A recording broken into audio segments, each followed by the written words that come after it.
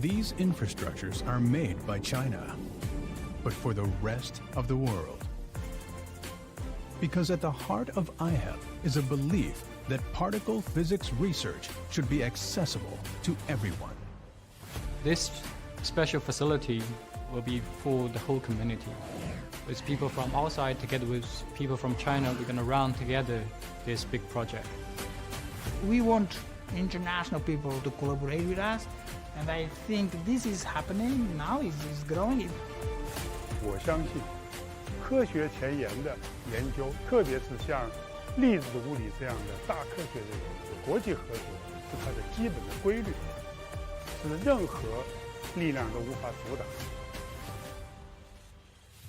Great endeavor takes effort, time, and most importantly, friends. While the journey ahead is long and arduous, the mission is clear. 我们不一定希望我们自己的名字能够被大家所记住，但我们希望能够为全世界的科学研究呢提供重要的帮助。Pursuing answers about nature is something that a civilization required. And that's very important and very high level as well. What we are doing right now may not find applications today, but it will be useful in the future. So my hope is that IHEP will eventually become one of the leading laboratories in the world. With an open and inquisitive mind, the Institute of High Energy Physics may one day answer the toughest questions about time, dimensions, and how everything begins and ends.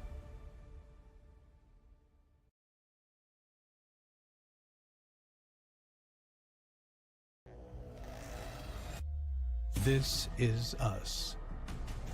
One blue dot.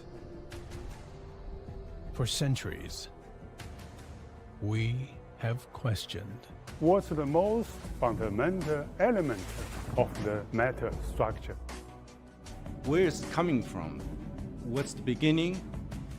Why there are so much more matter than the antimatter in our universe? So far, the question is not yet answered clearly. I'm very curious, I want to know, I want to learn about things, I want to answer. These questions have inspired generations of particle physicists to discover and push the limits of science. In 1950, China became part of this endeavor. Since then, at the Institute of High Energy Physics, her most brilliant scientists have dedicated their lives to this journey. With thousands of scientists and researchers, IHEP has been pushing the boundaries of particle and astrophysics. Particle physics is a field that is trying to answer the most fundamental question about what everything is made of. Our focus are in two directions. One is we try to understand the physics beyond the standard model. Secondly, we try to understand the universe by looking for X-rays and also the cosmic rays, so that we can understand the extreme phenomena in the universe. To study these fundamental units of the universe, IHEP has put a lot of effort into state-of-the-art facilities, such as the Beijing Electron-Positron Collider at the heart of China, which discovered a new particle. The Large High-Altitude Air Shower Observatory and the Hard X-ray Modulation Telescope were created to detect cosmic rays further than we can ever imagine. In Dongguan, IHEP built the first pulsed neutron spallation source in developing countries to study the microstructure of materials. The Daya Bay Reactor Neutrino Experiment, built in Shenzhen, provides new insights into the behaviors of neutrinos. One of the most abundant particles in the universe, and one that's likely responsible for making us. Those important discoveries opens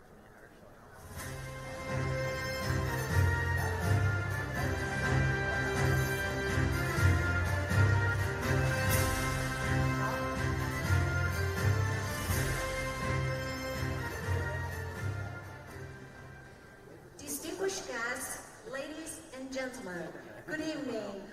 Welcome back to the ICBS International Congress of Basic Science 2025 Physics Night in Peking, China. I'm your tonight's host, Grace Liu. Thank you, Grace. Let me also welcome our distinguished guests and, of course, give our warm welcome to our friends online in front of the camera. I'm Fotis Koutroulis. I'm a postdoc at the Theory Division in the Institute of High Energy Physics, and I will be your co-host tonight. Thank you, Fotis. As we promised last year, we're gathering here again for this grand, significant event. We see many new faces as well as familiar faces. Exactly, and it's always a great pleasure to meet all these new and old faces, of course. As we kick off tonight's festivity, please join me in welcoming the chairman of the conference, Chair Professor of Tsinghua University, Foreign Academician of CCAST, Professor Xingtong Yao, to the stage to give us the opening speech. Welcome. Welcome.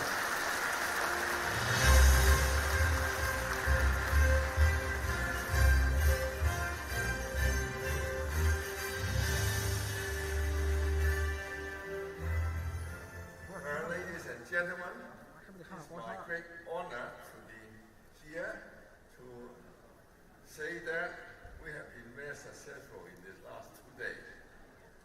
The Congress of Fundamental Research has been focusing on interaction between 2 and 3 fundamental fields, physics, math, and also engineering. And we have broadened our subject slightly this year.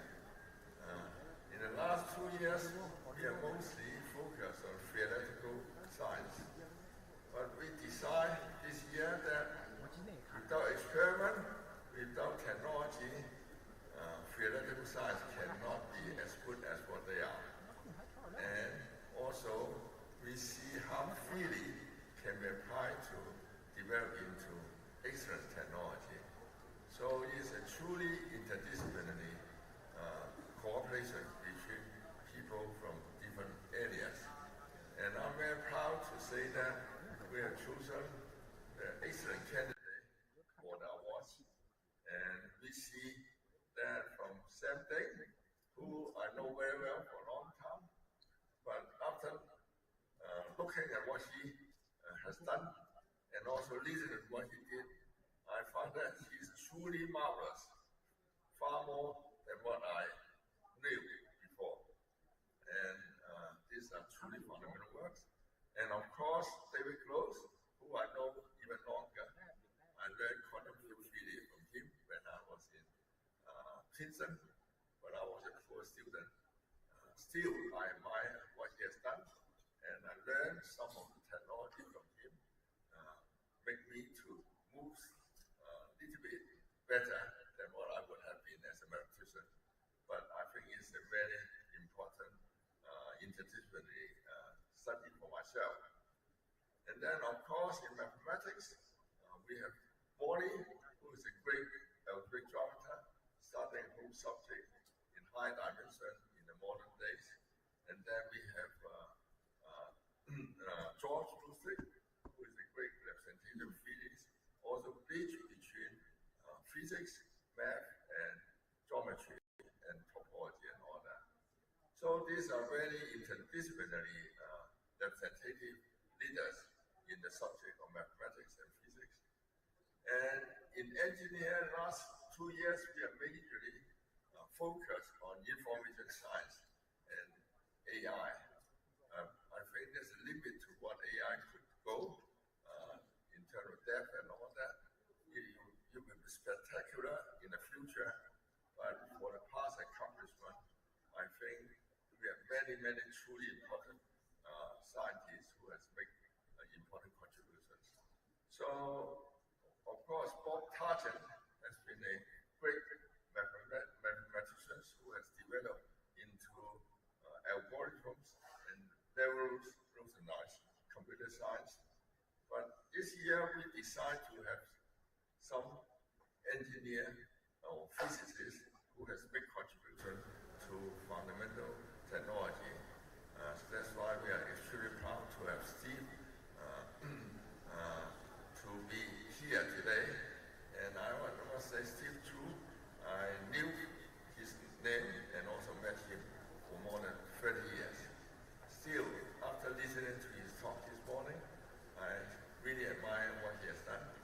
many ways reminiscent to my childhood also. She has a tough household, tough father and mother who expect him to grow in a Chinese way. So am I. But I enjoy to have such a tough parents. I don't know if she enjoyed it or not. But still, I think looking at what he has done, curiosity driven him so strongly that from physics he went into technology, make a major breakthrough and change the subject in a fundamental manner. All these, I think, are important, especially for our young scholars, students who are looking for new subjects. Curiosity is truly important. We have to work on a subject that we like ourselves. From then, we will work very hard because we like it ourselves. And I think it's a very important thing.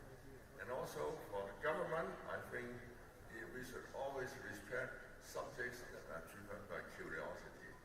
Once we are interested in the depth and the beauty of nature, the accomplishment will be there, either in understand the depth of nature or the power of technology.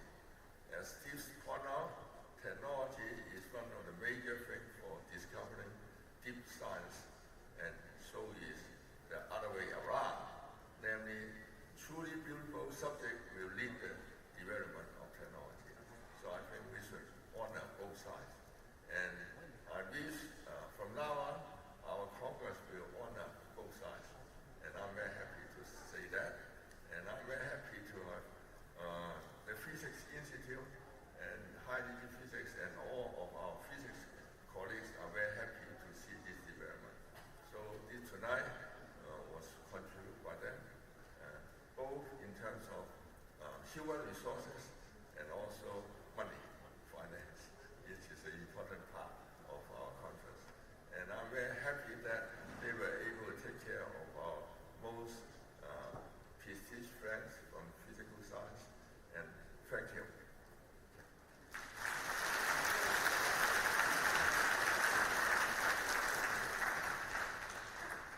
Thank you, Professor Yao. Thank you for the interesting and inspiring speech as usual.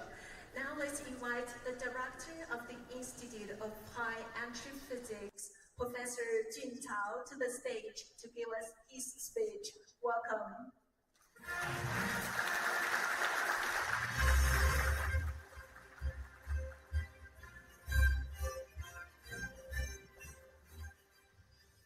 Ladies and gentlemen, good evening. It's my great honor to welcome you to the third edition of Physics Night, hosted by the Institute of High Entry Physics, or IHEP, Chinese Academy of Sciences. 2025 is a landmark year for physics. It has been 120 years since Einstein gave us the relativity, and 100 years since quantum mechanics was born. This was not just theories that changed how we see the universe. They literally reshaped human civilization. And a century later, after numerous profound explorations, their impact touched everything in our daily lives and technology. As we stand on the shoulders of these giants, we at IHEP are proud to carry forward this legacy of exploration. For over half a century, our institute has been at the forefront of large-scale scientific endeavor. IHEP has constructed and operated China's first large science facility, the Beijing Electron Positron Collider, since 1988. Up to now, this collider continues discovering mysterious phenomena in the Chang-Park energy region. IHEP has a highly successful neutrino research program with diabase and Juno experiments. We also actively participate in LHC experiments in Europe with increasing contributions. Our contributions span across multiple frontiers. We study astrophysics using satellites such as InSight, GCOM, IceNetro, SWARM, etc. We host the most powerful cosmic ray experiment on the ground, NASA, and the ground-based cosmic microwave background experiment, ICBS. Meanwhile, we operate a simulation neutron source in South China and are building all varieties of synchrotron radiation light source located only several kilometers away from here. Going forward, we will keep tackling the toughest challenges, designing next generation experiments, and working globally to expand the human knowledge. And our vision is clear: to push the boundaries of fundamental physics and answer great questions of our time. Tonight, as we celebrate the Physics Night for the third time, we gather not just to reflect our past achievements, but to chart the course for future discoveries. This evening promises rich discussions on emerging theories and experimental frontiers, bring together established leaders and the next generation of physicists. Before we begin, I would particularly recognize our international colleagues that travel far to join us. Your presence embodies the collaborative spirit that drives modern science forward. May our quest for scientific truth never cease. May Physics Night inspire us all. Thank you and welcome to Physics Night 2025.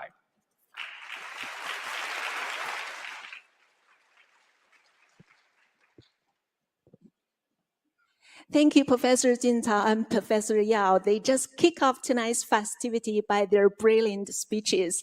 Now, 2 more keynote reports are coming, and then we're going to invite Professor Anthony Zi, who's not only a great scientist, but also a great science popularizer, a great host to host this session. Welcome.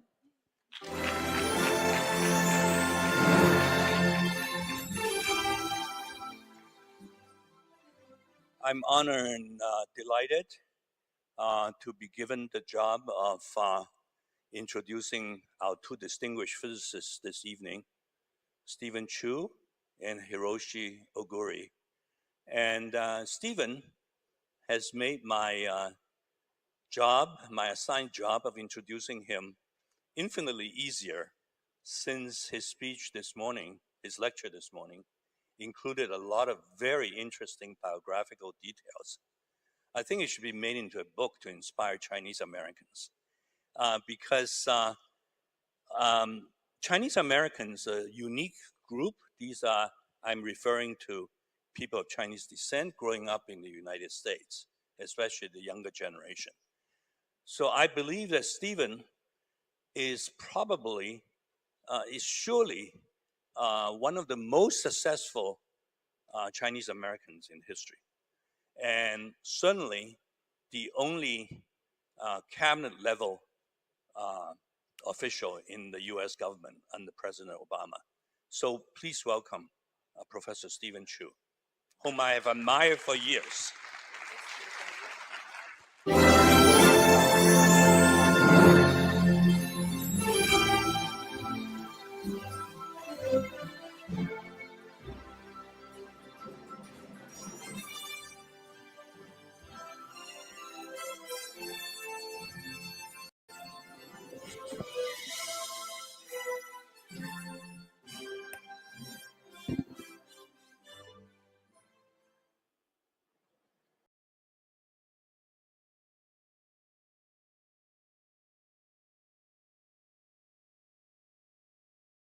Okay, I'm delighted to be able to talk to you again, and I hope I won't bore you too much by 30 minutes.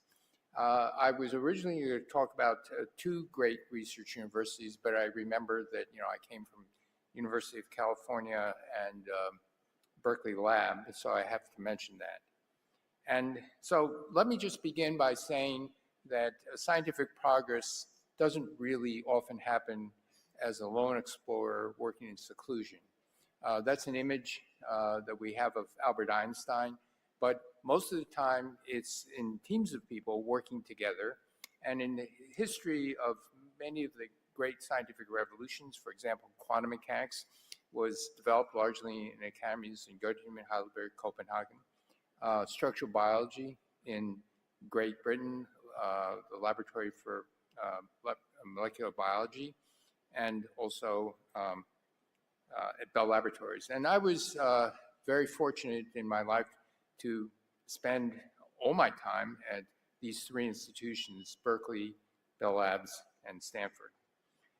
So I want to go through what was so successful about these research institutions that made them possible, and perhaps is it possible to replicate them today. So I'm going to put it in terms of a few lessons. So lesson number one is to maximize the chance for making a great discovery by developing and using new technology, which was a large part of my theme of today's talk.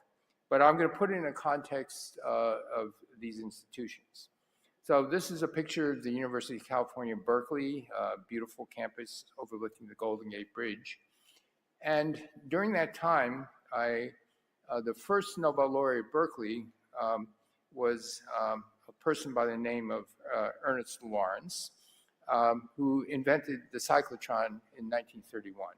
And so he was, I think at that time, maybe 30 years old, very, very young. In fact, I see it now, he's 38 years old, with the first cyclotron. So it's one example. In terms of the laboratory for medical research, this talk will have a lot to do with biology, structural biology. For the last 30 plus years, I've been doing biology, and I got to know many of these people personally, not those people, I'm not that old. But in any case, it started with X-ray diffraction at the Cavendish Laboratory, the physics laboratory in University of Cambridge. Lord Rutherford was the Cavendish Laboratory, and he was succeeded by William Bragg, Lawrence Bragg. And so the two Braggs shared a Nobel Prize together.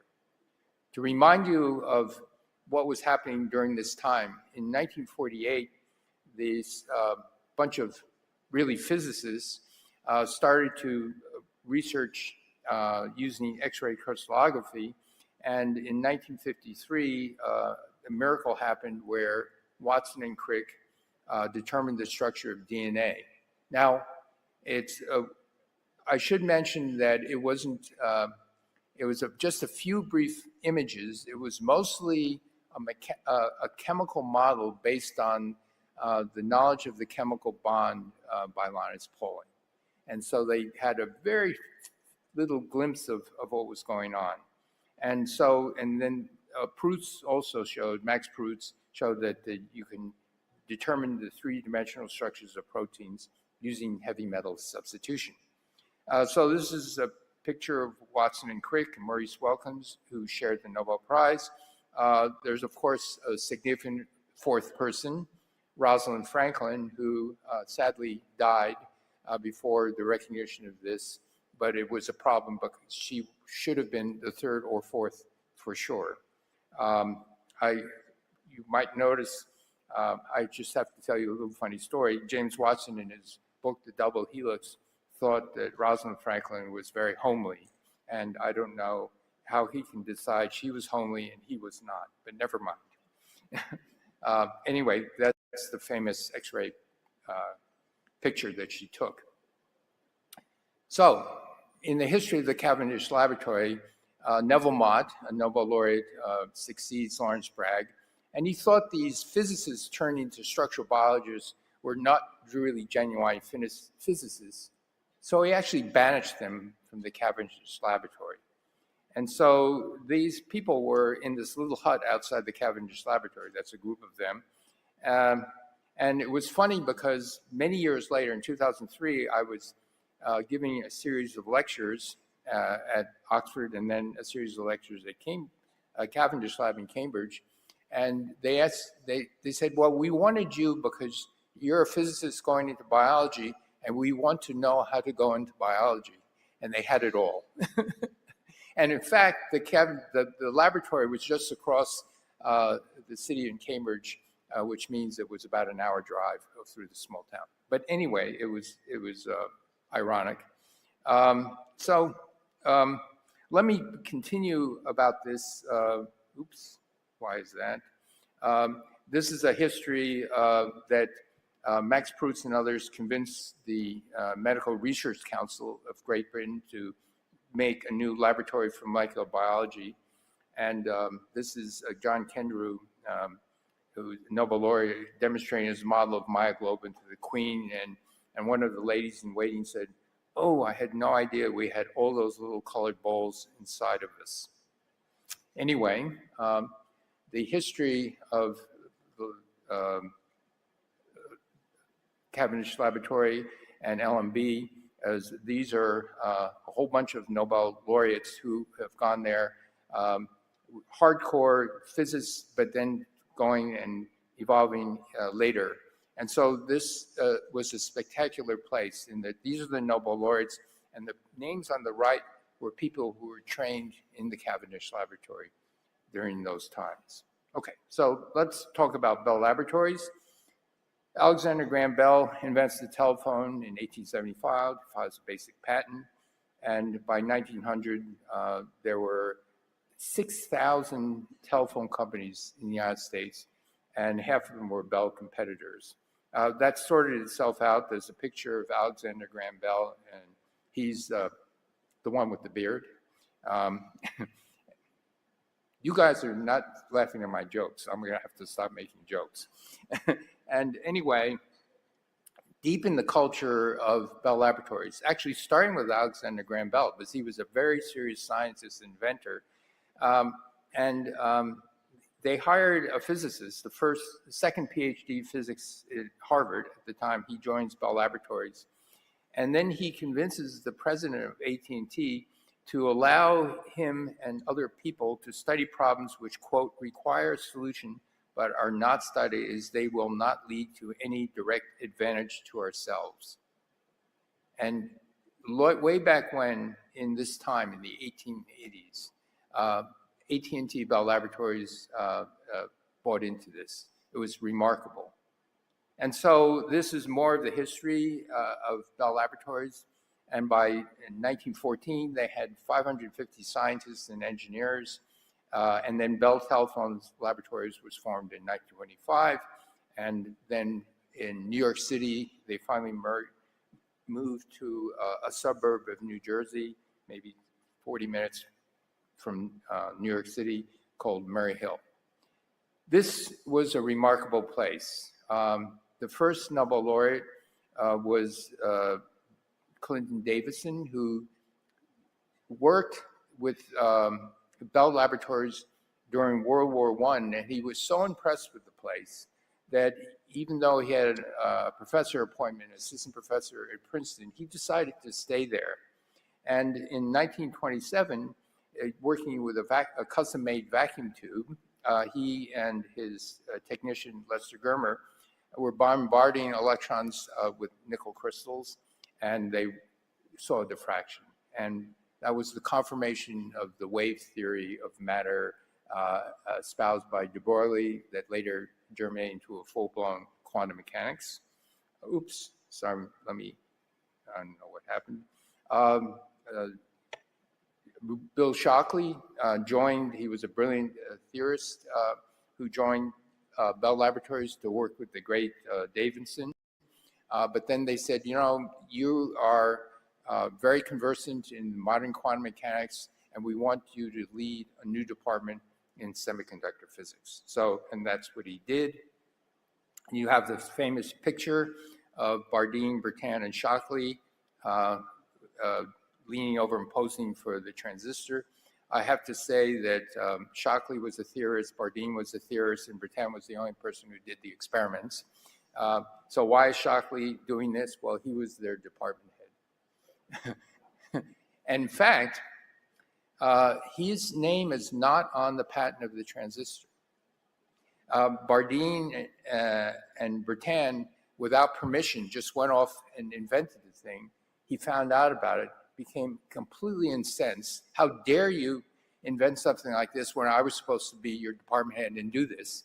And so he got so mad, he holed up in a room for the next couple of days and developed the quantum mechanical theory of semiconductors. So he deserves to be on this Nobel Prize, but he was not part of the patent. And this is a picture of the first transistor, very impractical. It's a pretty ugly looking thing that only a mother could love. But in any case, this rich history was developed, and we have other Nobel laureates. Phil Anderson, who is a legendary condensed matter theorist, who got a Nobel Prize for his theories of glass and magnetic materials. The laser and maser, Charlie Towns was at Columbia, but he was also consulting at Bell Laboratories. His student who made the first maser with Charlie Towns, Jim Gordon, became an employee at Bell Laboratories. Art Shallow, Charlie Towns' brother-in-law and the co-inventor of the laser, became employee of Bell Laboratories. Robert Wilson, Arnold Penzias came to Bell Laboratories to use the very sensitive radio detectors to do radio astronomy. And so if you look at the history, if one looks at the history of Bell Laboratories, it's stunning. From the 1920s, the invention of negative electronic feedback. 1930s, radio astronomy, the first binary digital computer, diffraction of electron waves. The asterisk mean it got a Nobel Prize. The photovoltaic silicon cell was invented at Bell Laboratories. The transistor was invented at Bell Laboratories. Information theory was developed and invented at Bell Laboratories. The laser, the first transatlantic cable. And you just go down the list, CCD, Unix, molecular beam epitaxy, the discovery of 3-degree blackbody radiation, C programming language, digital signal processors, the fractional quantum Hall effect, cell phone technology, all invented at Bell Labs, fractional quantum Hall effect, laser cooling, trapping, quantum dots. Wireless communications, the first computer algorithm, Shor was at Bell Laboratories.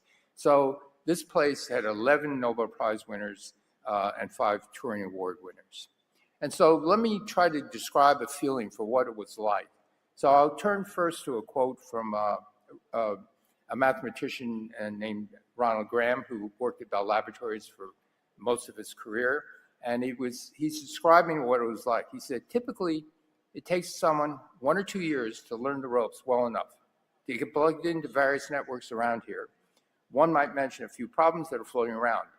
The one difference between Bell Labs and a university is here, more or less, everyone comes in every day, the office doors are open. There's a lot less feeling this problem I'm working on is my problem, and that I'll tell you about it when I've dotted all the I's and crossed the T's. You had a half-baked idea, a quarter-baked idea, and you talked about it because you weren't worried that people were going to steal a precious idea. Why? Because the idea was so rich in the air of Bell Laboratories, you just had to decide which one you wanted to work on, and as you co-developed these ideas. So it was a very different place than anything I knew before that. And so, for example, when I was hired in 1977-78, there were a bunch of people hired my same year. Doug Osheroff, me, Dan Sui, Horst Stormer, Bob Laughlin, all got Nobel Prizes. We were hired very young. They didn't hire us, and we had already done the work. We had done nothing and did it there, which is stunning. And so in my Nobel autobiography, I write that I was one of roughly 24 brash young scientists who were hired within a 2-year period. We felt like the chosen ones, with no obligation to do anything except the research we loved best. The joy and the excitement of doing science permeated the halls. The cramped labs and office cubicles forced us to interact with each other and to follow each other's progress. The animated discussions were common during and after seminars, at lunch, and continued on the tennis courts and at parties. So it was truly a remarkable place. During my time at Bell Laboratories, there was an antitrust suit brought by the government, and AT&T decided they were going to shed, by this time, they had grown to 24,000 employees. The budget was $2 billion a year. That's a significant budget for a research company. And as part of the settlement, AT&T agreed to divest itself from the region Bell operating companies. And everybody at the time said, if you do this, Bell Labs is at risk. And it was, I joined Bell Labs in 1978 and left in 87. And I remember on the day they announced the breakup of AT&T, I thought The breaking up of AT&T was the saddest day in the history of industrial research, and I still think that. It was really quite tragic. All right, lesson number 2. I learned there, you try to hire people better than you. The people you hire are your proteges. They're not your assistants. Assistant professors were your proteges. They weren't professor assistants, and their success becomes your success. And when I became a manager after 5 years, a department head at Bell Labs, that's how I looked upon the people in my department. They were not working for me, I was working for them. My job was to make them successful. And you're constantly on the lookout for talent, even if you're not allowed to hire. And the best people I saw would hire the best people. And I found later in life that mediocre people hire people less talented than themselves. And so the expression is A's hire A's and B's hire C's. Let me give you an example of the culture I grew up in. It was Ernest Lawrence. And Ernest Lawrence surrounded himself, was able to attract spectacular young people. And so in front of the 60-inch cyclotron, there's an all-star cast of these people, including 4 future Nobel laureates and Robert Oppenheimer. And there's more of them posing before one of the accelerators. Also during this time, Lawrence was able to get Ed McMillan and Glenn Seaborg, who got a Nobel Prize for discovering transuranic elements. Melvin Calvin, it was interesting with Melvin Calvin, they had this cyclotron, they had radioactive isotopes of carbon-14, and Lawrence said, well, maybe we should think of doing some biology with radioisotopes of carbon-14, and off it went. And so it was said of E.O. Lawrence, his cyclotron is to nuclear science what Galileo's telescope was to astronomy. He had the vision to glimpse at the limitless nature of the horizon and the generosity to make room for others. His personal credo was, there's enough research for all of us to do. He interceded with his rare persuasiveness to create new facilities for worthy projects. He rejoiced jubilantly in the success of others as his own. As a result, the careers of many scientists, including my own, not me, but including my own, are founded on his large contribution and his generous nature. Indeed, so great was the opportunity he created, he was influential in training a significant portion of the present core of nuclear scientists, said by one of his proteges, Glenn Seaborg. And this is the impact he had on the institution, his leadership and his vision and his generosity. Another lesson, hire people not representative of a field, let them spread their wings. And so Max Perutz, a Nobel laureate in Laboratory for Biology, described one incident. He said, a delegation from the Soviet Union appeared in Cambridge demanding to see the Institute for Molecular Biology. They wanted to know how I planned our successful research unit. Imagine that I recruited an interdisciplinary team as Noah had chosen the animals for his art, 2 mathematicians, 2 physicists, 2 chemists, 2 biochemists, 2 biologists, and told them to solve the atomic structure of living matter. They were very disappointed. They were disappointed that the unit had grown haphazardly and that I left people to do whatever happened to interest them. That was it. No plan. And so at LMB, Max Proust, John Kenro, Francis Crick, Jim Watson, all these people were joining. Bell Labs is the same sort of vision, hire the best people, leave them alone. And in 1904, AT&T hired Frank Jewett, who was a student of Albert Michelson, I think was the United States' first Nobel laureate. And he was a friend of Robert Millikan. And these people began to feed into Bell Labs their best students, which is remarkable. Now, returning to Sidney Brenner, he was an advisor to 2 other Nobel laureates, and he would say, nobody was a professional. We were all talented amateurs. We attracted the best, and our job was to create people better than ourselves and other senior people. The best, most daring, are the youngest, but then become middle-aged. What happens after 6 years? Good question. So more about amateurs. I quote someone else. When the war finally came to an end, I was at a loss as to what to do. I took stock of my qualifications, a not very good degree, a knowledge of certain restricted parts of magnetism and hydrodynamics, neither subjects which I felt the least bit of enthusiasm. Only gradually did I realize this lack of qualification could be an advantage. By the time most scientists have reached the age of 30, they were trapped by their own expertise. I, on the other hand, knew nothing, except for a basic training in somewhat old-fashioned physics and mathematics, and since I essentially knew nothing, I was had an almost completely free choice, said Francis Crick. I tried to emulate that. I know nothing, and I have a free choice.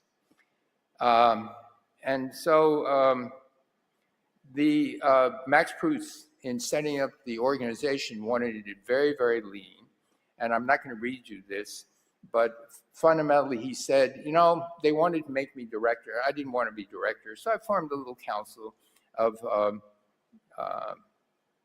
3 other to-be Nobel laureates, and we rarely met. And he said, seeing the chairman stand at a laboratory bench or an X-ray tube rather than sitting at his desk set a good example and raised morale. Really amazing. And the LMB was founded on long-term funding research, and it took Max Pruss 23 years to solve the structure of hemoglobin. And many of his colleagues, chemists and biologists, thought he was wasting his time. And so in this atmosphere, you didn't have to justify what you were doing for 2 decades. Bell Labs, you couldn't do that. If you didn't make progress in 2 or 3 years, someone was breathing down you. Well, you know, what is happening? But never mind. I did say, and this is another thing, instill young hires with high expectations. So I'm writing my experience at Bell Labs. Bell Labs managed to supply us with funding, shield us from extraneous bureaucracy, and urge us not to be satisfied with doing merely good science. My department head told me to spend my first 6 months in the library and talk to people before deciding what to do. Later during performance review, a very rigorous review, he chided me not to be content with anything less than, quote, starting a new field. I was very cheeky, so I said I would be happy to start a new field, but I needed a hint as to what new field he had in mind. Anyway, that was an expectation, very high expectations for all the young scientists. And another thing is that young scientists should have courage, even when the older people are telling what they're doing was silly. And I got to know Charlie Towns reasonably well. He was the co-inventor of the maser and the laser in the early 20s. And he was visited by the chair of Columbia Physics Department, who at the time was Polycarp Cush, who was the advisor of my thesis advisor, who got a Nobel Prize, and Robbie. So Cush and Robbie are visiting Charlie Towns. And he said they believed he was wasting department research and tried to convince him to give up what he was doing. Charlie didn't listen. He had tenure. Robbie and Cush had to let him continue. So if you think about this, they said, no, what you're doing is bound to fail. And he said, it's okay. You know, they would leave one alone. And it wasn't just locally. Niels Bohr and John von Neumann also thought the maser couldn't work even after it worked. And he said, that's impossible. Well, anyway, so don't listen to older people. What else could I say? Lesson number 3, good people stimulate each other. And Bell Labs management helped connect us with each other at lunchtime, as I said before. It was a major technological event. You go down, I brought my sandwich with me, but nevertheless, I trotted down to the cafeteria, and for an hour, hour and a half, you engaged in what's new conversations. And it really worked this way. And so, and Max Pruss, who was designing the LMB, said, experience has taught me that the laboratories often fail because their scientists never talk to each other. Most laboratories hold seminars where scientists report their work, but they're often attended by only those scientists in their own group. To ensure that everyone was aware of all the work of the lab, Francis Crick, instigated an annual week of seminars which used to be known as Crick Week, to be attended by all the members of the laboratory. He used to dominate by his searching questions and sharp comments. So again, the leadership forced communication, and then once it was forced upon you, people realized it was a good thing, and it carried on naturally. And Sidney Brenner writes, everybody worked in the lab, flies, rats, physicists, chemists, all going in the same direction. I'm not sure if the rats and flies were actually going in the same direction. But in any case, we attracted an extremely talented group of postdocs. Turf was not divided, and they could do what they wanted to do. All directions came from science. We did not build machines and wait for people to come. Central important problems is what unifies people from different disciplines. Improvisation needs to be encouraged. For a culture prep machine, I didn't have the resources, so I talked to the company and given me a washing machine to grow bacteria. These are quotes. I was talking to them. I was writing this down in preparation for a talk about this. So anyway, I'm going to conclude and about my experiences at Bell Labs and also Lawrence Berkeley lab.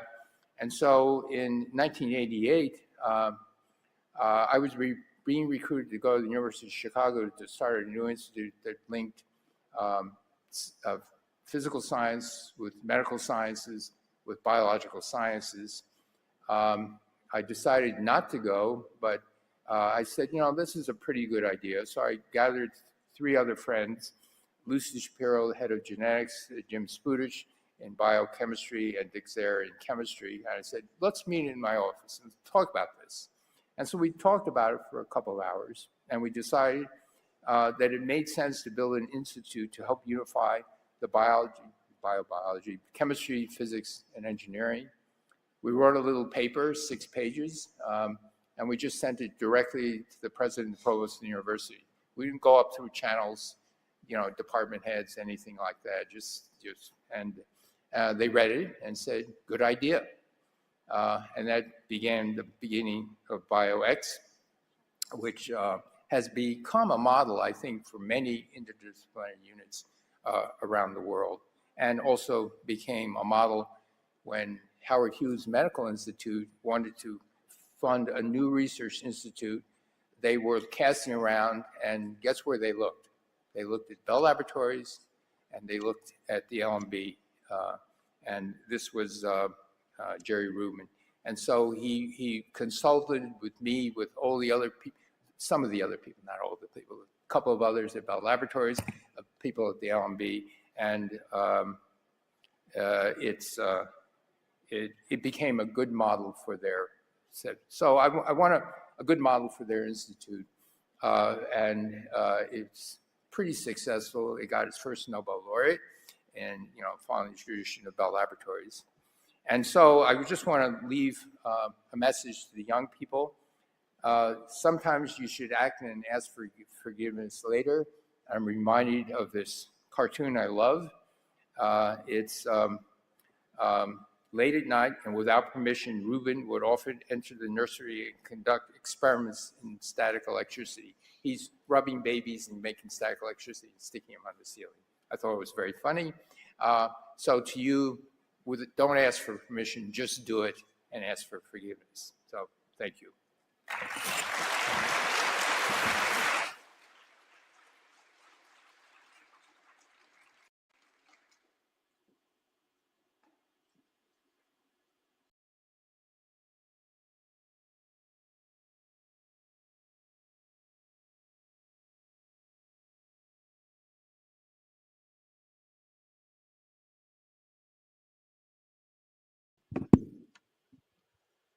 I'm extremely happy and honored to introduce our next speaker, Professor Hirosi Ooguri. Now, when the committee that formed the Institute for Theoretical Physics in 1979 decided to put the new National and International Institute of Theoretical Physics in Santa Barbara, they must be able to predict in the future that a certain Hirosi Ooguri would arrive at Caltech and that he would like to visit Santa Barbara. He's one of our most welcome visitors. He comes to Santa Barbara often, and he brings a lot of great physics to us. Now, in my career, I love to collect people whose careers were different from the mainstream, quite different. And I always thought that, people like Rob Phillips at Caltech, who never went to university, but who's now a full professor at Caltech, or Ed Witten, who never took a physics course as an undergraduate, or Maldacena, and the rocket rise of these people are pretty amazing to me. But Hiroshi's story is even more amazing. Apparently, after 2 years of being a graduate student at Kyoto, he told me that Tokyo University offered him a tenured professorship. Now, this completely confused the academic system. How can a tenured full professor and without a PhD arrived, and how can he then still has to go back to Kyoto to study to get his PhD, and so on and so forth. So please welcome Professor Ooguri.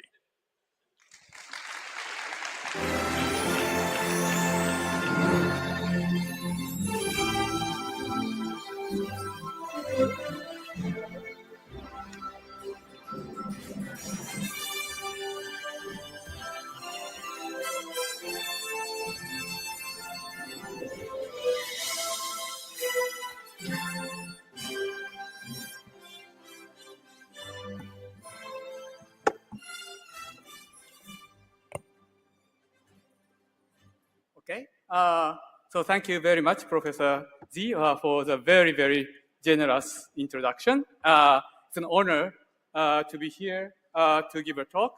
I suppose I'm supposed to have a pointer here. So let me see if I can. So this is a test of my confidence. Do you see the pointer? Okay, good. So the title of my talk is Toward Unification of Gravity and Quantum Mechanics. So I'm a physicist, and one of the things physics do is try to understand the fundamental laws of nature, and to use that to explain natural phenomena. And so going back to the laws of physics is a sort of basic approach in physics, in science. And from this perspective, one of the most fundamental questions in modern science is the unification of gravity and quantum mechanics. And before discussing it, since this is meant to be for young students, I thought I would like to share why I'm interested in it, and then I explain why it's an interesting question to pursue.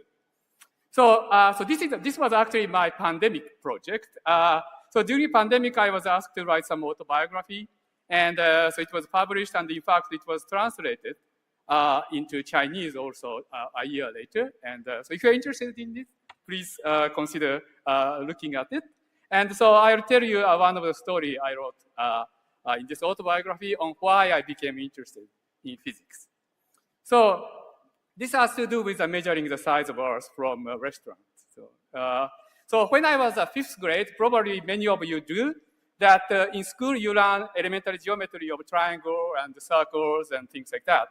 And one of the memorable experience, and in fact this is a photograph of my junior elementary school, there was a telephone tower next to our junior high, our elementary school, excuse me. I was a 5th grader.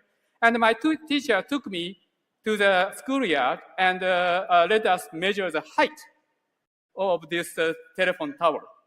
And I was very impressed. You can use this simple property of similarity of triangle to measure the height of telephone tower. So sometime later, I was having lunch. My parents took me to lunch to this revolving restaurant. This is actually a photograph of the restaurant we were. So this one goes around maybe in an hour and come back to the same point. It's a beautiful view. So I really like this restaurant. And then so by looking at it, you see the horizon. So I got interested in knowing how far the horizon is. So I knew about this similarity.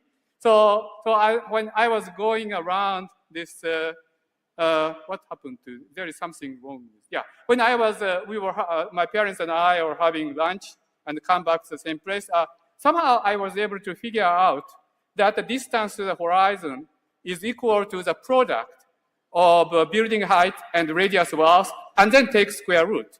So that's called geometric mean.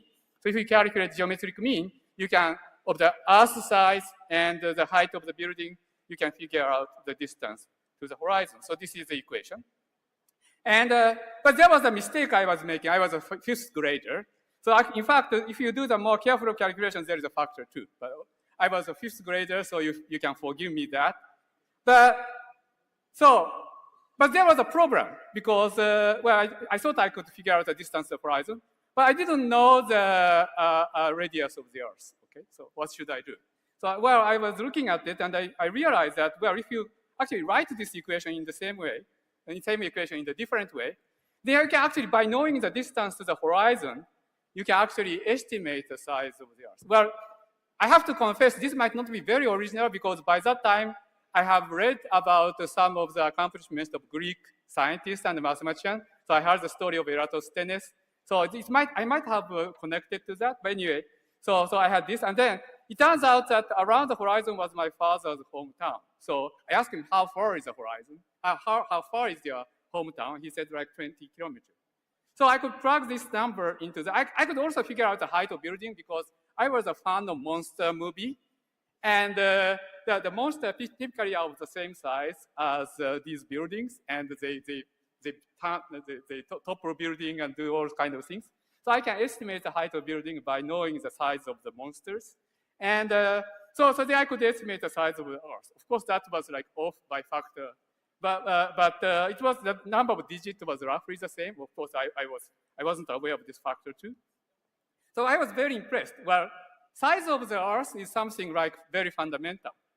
But just simply observing a view from the window and doing some very simple calculation by using similarity of a triangle, I was able to determine the size of the Earth. So that's, well, I was very impressed by this and said that somehow the profound nature of this world can be unraveled through observation and thinking, okay? So most important message I learned was that there's actually truth in this world, and we can go out and figure them out. So that sort of encouraged me to go into physics. So I entered Kyoto University in grad school, and in 1984, Professor Z gave a very generous introduction, but I was very lucky because I entered grad school in 1984 and to study elementary particle physics. Because it turned out to be an important year. So I want to explain why this was an important year to be in the first year graduate student. So actually to explain that, I have to go back to history 20 years, back to mid-1960s. So the Professor Chu told you about the Lawrence Berkeley Laboratory. And so around this time, 1950 and 1960, the particle accelerator discovered a wide variety of new elementary particles. These particle accelerators are sort of successor of the cyclotron invented by Lawrence. And, but there are so many elementary particles and their properties were very confusing. So in some sense, particle physics was in the state of chaos. And then Yoichiro Nambu came up with the idea around 1970 that this mysterious property of elementary particles could be explained by postulating that all the elementary particles are made of strings. But there was a problem that string theory at that time predicted some particles that had not been formed in particle experiment, and that had very weird property, and so it was very confusing. And then 1974, 4 years after Nambu proposed this, Tamiaki Oneya, who was still a graduate student in Hokkaido University, discovered mathematically that this new particle that was confusing actually have the property of mediating gravitational force. And Joel Shark and John Schwartz independently discovered this. John is my colleague at Caltech, and proposed that, that it can be used to unify all the forces of nature because it includes gravity, and construct ultimate unified theory. So John used to say that when I made this discovery, I decided to devote my life to study string theory. However, there was a problem. That is that string theory at the time was actually flawed. as a model of elementary particles. There are like many fundamental properties of electrons, even string theory, even those simple property of electron string theory cannot explain. So in the meanwhile, remarkable discovery were being made at the forefront, the other front of elementary particle physics, such as proposal of Kobayashi Masukawa theory, and discovery of asymptotic freedom in QCD, for which David Gross was honored for this Lifetime Achievement Award yesterday. And also the discovery of J-psi, which is Professor Ting, was honored yesterday. So all these discoveries were made in different fronts of standard model. So basically, most of the theoretical physicists sort of deserted string theory because of this problem. So John Schwartz struggled for 10 years. Around that, during these 10 years, there are only like a handful of people who are working on this field. I'm from Caltech, so I'd like to advertise that Caltech took a long view and supported the John Schwartz research for these 10 years. And after 10 years, 1984, Michael Green and John Schwartz found a way to use string theory to explain the property of this electron that was confusing. And so that actually started what's called the string theory revolution. And one of the things I was fascinated by was the fact that this rich structure of standard models, such as there are 17 types of elementary particles and lots of parameters and 3 generations. For example, Professor Ting explained in his talk that, well, his experiment explained why quarks has 3 generations and etc. So those are encoded in this standard model particle physics. But those emerge from in the context of string theory, those all emerges from the geometry of Calabi-Yau manifold. And so I was a first-year graduate student, and I was very impressed by this. And it was a very lucky situation for a graduate student, because since there was nobody else than John Schwartz essentially working on this program, so there are no experts, senior professors know almost nothing about it. So even the first-year graduate student could go into the field and do some, I hope, interesting work. And but you can ask, well, that was quite many years ago, 41 years to be precise. So why haven't you completed this program of unifying gravity and quantum mechanics? And more importantly, as it was said, that produced some experimental verifiable or falsifiable result. So I would like to discuss that, but before that, I need some water. Okay, and so let me continue. So, so I should say that this goal, one of the goals of this direction of research is quantum gravity, which is the unification of general relativity and quantum mechanics. So I'd like to explain the history of this kind of unification in the context. So as I said, in 1974, Yonea and Sharp and Schwartz discovered that string theory contains gravity. So this was actually the first example of mathematically consistent unification of general relativity and quantum mechanics. So you see that it took quite a while. So general relativity was invented in 1915. Quantum mechanics was, actually this is a year of quantum mechanics by UNESCO. And it's about a half century before actually even one mathematical theory of unification of these were achieved. Now let's compare this with another direction of theoretical physics research, which is a unification of special relativity and quantum mechanics.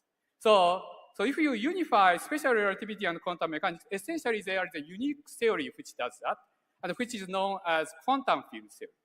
And that was invented just a couple of years after quantum mechanics was invented by Dirac and Heisenberg and Pauli. But it took quite a while for the theory to be made sense and become realistic and tested experimentally. For example, even it took like 20 years for mathematical formulation of quantum field theory to become possible by invention of a renormalization method, for which Feynman, Schwinger, and Tomonaga were awarded Nobel Prize. And then it took another 25 years since the invention of quantum mechanics, like the half century, for people to come up with the standard model of particle physics, as I mentioned. It took half century to do that. And it took another 40 years for all the prediction of standard model to be verified, ending with the Higgs discovery. So let's put this in the context. Well, I'm a theoretical physicist. I like to quantify things, and I would like to do back of envelope calculation. So I'd like to quantify how the unification of general relativity and quantum mechanics is more difficult than unification of special relativity and quantum mechanics. So I want to remind you that it took 2 years to propose a unification of special relativity and quantum mechanics, namely quantum field theory. But it took 50 years to construct the standard model of particle physics. And it took 40 more years to verify it experimentally. Now I would like to remind you that it took 50 years to propose a unification of general relativity and quantum mechanics, namely string theory. So from that, I could quantify that unification of gravity and quantum mechanics is 25 times more difficult than unification of special relativity and quantum mechanics. From that, we can do back of envelope calculation to say that it's going to take 1,250 years to construct a realistic model of string theory, and 1,000 more years to verify it experimentally. Now, so in some other country, like across the Pacific Ocean, where people are short-sighted, and I would not give such a talk.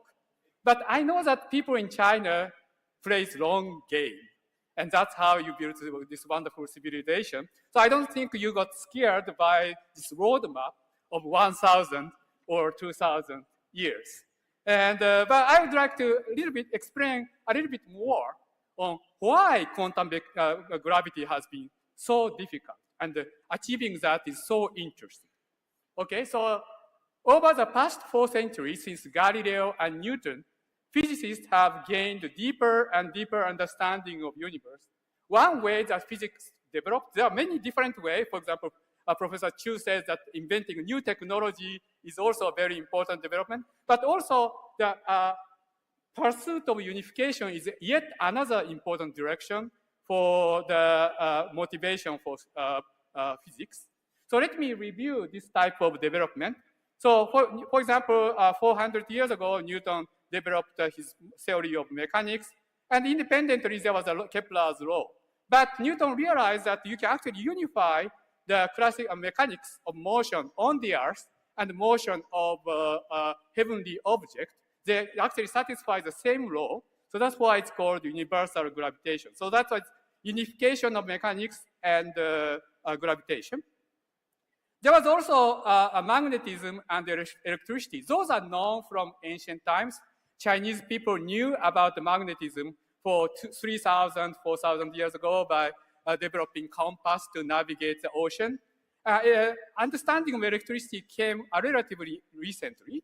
And, but in the early 19th century, lots of phenomena combining electricity and magnetism was discovered, and it was unified by Maxwell to electromagnetism.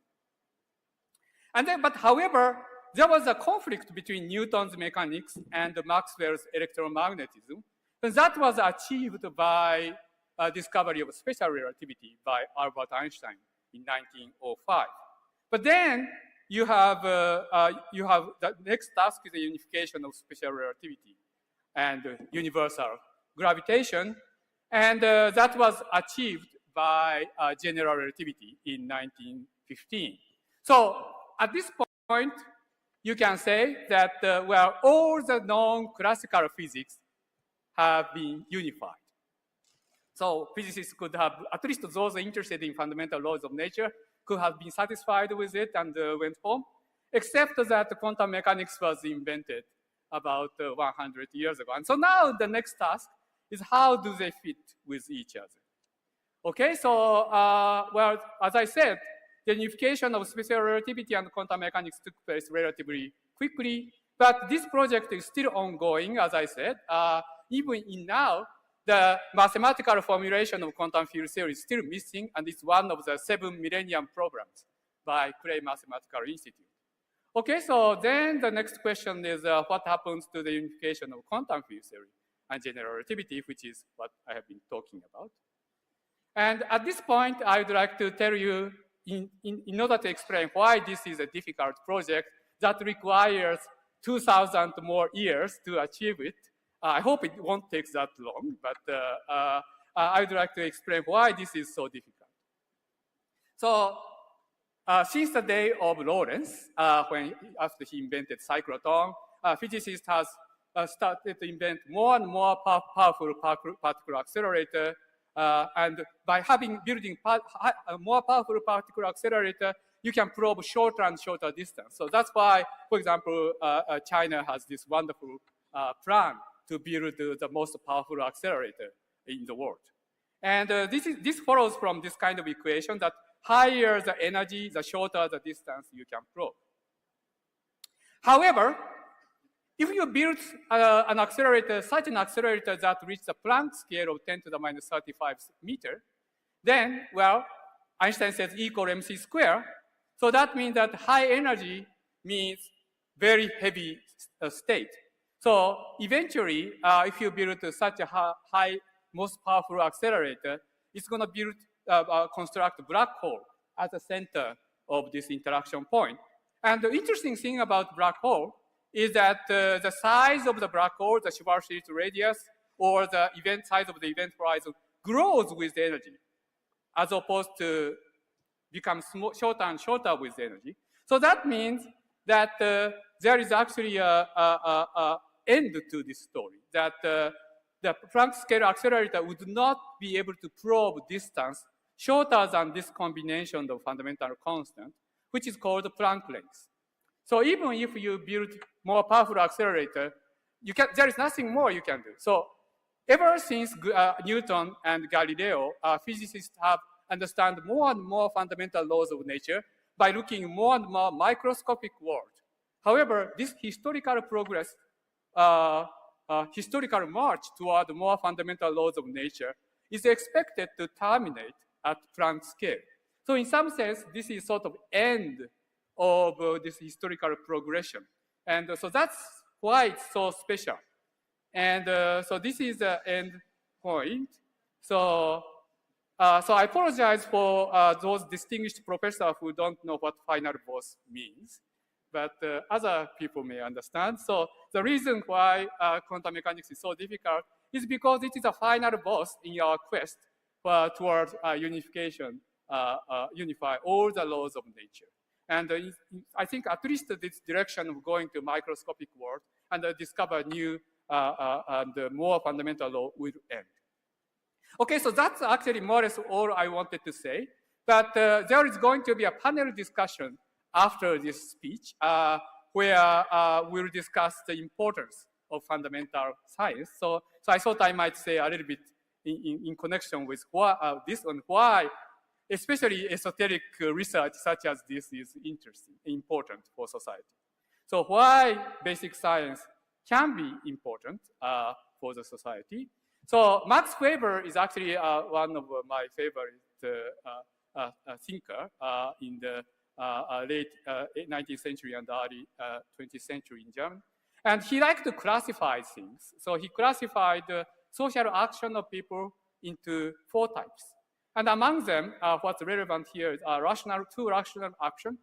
And one is called instrumental rational action, which aim to work out the most efficient way to achieve a particular goal. And the other is a value rational action, which works toward a goal that seems as desirable for its own sake. So these are 2 kinds of rational options. There are actions people do, but in a rational choice. There are also like affectional action, which people do for emotional reasons, but these are 2 rational actions. And these 2 directions are sort of different, but sometimes these achievement of these actions coincide. And in some sense, among these 2 rational actions, I would say the basic science is a value rational action. So in this context, I would like to quote Henri Poincaré, and he wrote several interesting book about how science is done. And this particular book is something I read when I was a high school student, and actually had very much impact on me. This was a very interesting book because as you read through it, in the final chapter, he asks the following very important question, that is, what is a variable basic science? And he says that, well, there are many things that you can do as a researcher, but some discoveries teach us nothing beyond the particular fact. But he says, on the other hand, there are discoveries that teaches us new principles and provide new insight. And researchers who must make choice should pursue the latter kind of discovery. So that's sort of his definition of variable science. And you can imagine that the variable science defined in this way will have many broad impact, and some of which can lead to actually applications that can improve human life. So the question is, well, how to do that? So one of the things is actually what Professor Yao said at the beginning, the opening speech, which is that the variable basic science emerges from curiosity, the curious mind of researchers. So this is something that Professor Mori, another Lifetime Achievement Award winner this year, said in one of his essays. So he said that when he was asked to this following question, that is pure mathematics useful for society, then he said that he wrote that he would respond to that by saying that it may not be right now, but it will be useful or in 50 or 100 years.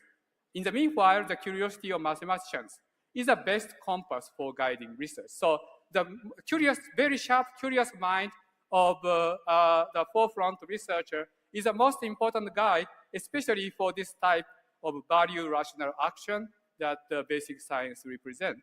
So that's the kind of message I said. Well, and Professor Mori said 50 or 100 years, but I think we should maybe also consider tolerating 1,000 or 2,000 years, because I'm sure that even though achieving that goal may take that long, but in meanwhile, there will be lots of new discoveries, both in technology and mathematics, for example, exploring geometry of Calabi-Yau manifold.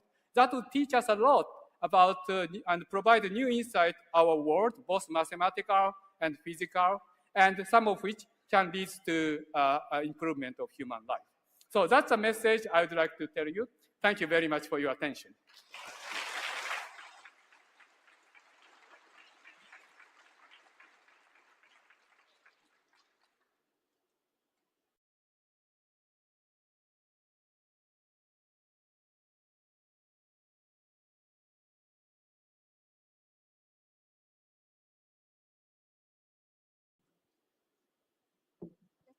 Let's invite, Professor Steven Chu to host the Q&A part. Okay.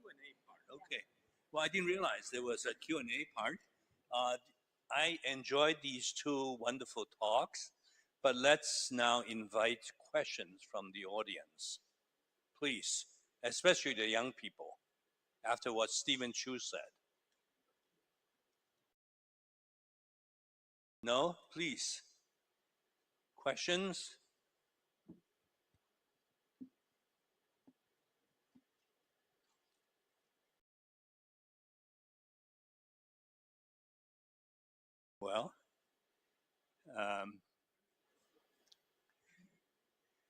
Well, Steven, how about a question for you?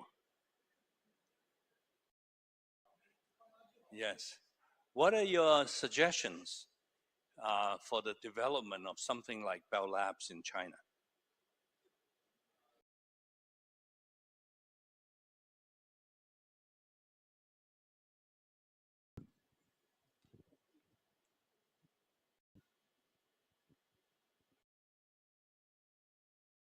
I think if there's any place that can start a Bell Labs, it would be China. As explained, they have a long view, and they are very good at learning from other people's experiences and taking it further. And so it would be great if China did start a Bell Labs. Why? Because I think it would prod other countries, other places to do similar things. Not because of competition, because actually competition actually invites also cooperation. And so I hope that China does do this. Okay. If there's no further questions, let me ask Professor Ooguri the same question. And how about establish something like this in Japan? Well, so there is, of course, economy that is associated to this. I hope that the Japanese government and the industries are also still interested in supporting basic science as a way of sort of exploring new directions.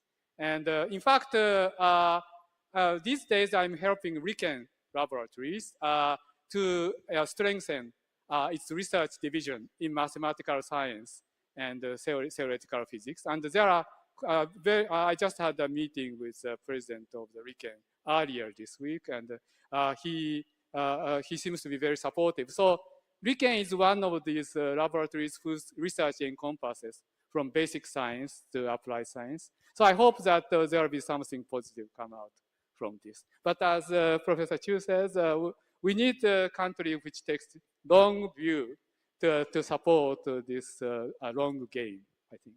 Thank you.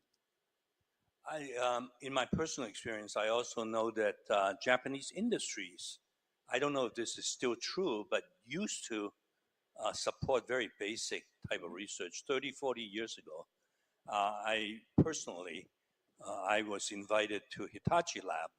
That's right. And I was really surprised that they were interested in somebody like me who knows nothing about applied technology. And they were very generous and so on. So I hope that this tradition continues and maybe also develops in China. One of the really unfortunate things is American industry used to do this, just not Bell Laboratories or IBM, but General Motors had a great research laboratory. RCA had a great Xerox PARC had a great research laboratory. And what happened was the financial analysts said, what have you done for me lately? What have you done the last 3 months? And they became obsessed with quarterly reports. And that really, the long view of industry was then said, no, we can't do this anymore. We have to, look for very short-term, temporary, short-sighted gains. And it's truly unfortunate. I'm even personally acquainted with this because one of my younger brothers who went to Princeton and Berkeley in physics ended up working for for AT&T. And in those days when I was working on quantum Hall effect, when I started describing quantum Hall effect to him, he asked if this could possibly help them develop a video camera for $10 less each. So young people, questions? A last chance before, oh, there are people. I see a hand over there.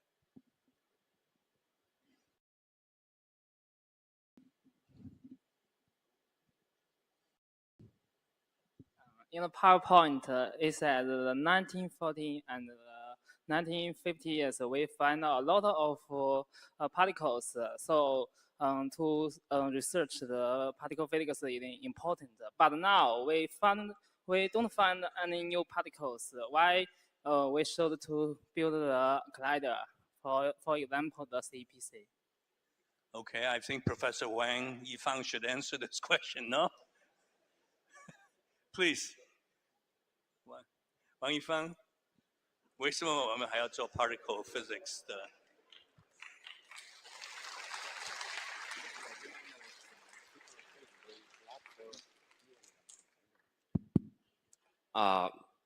Particle physics is not just for discovering of the new particles.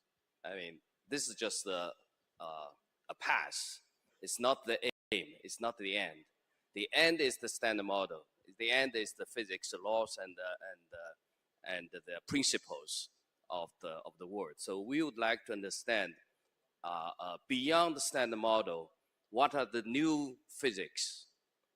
And indeed, what we learn from the existing accelerators and also the standard model, comparing the data and the theory, we know that this standard model is not the end of the story. It's not the final theory. It's an effective theory up to 1 TeV.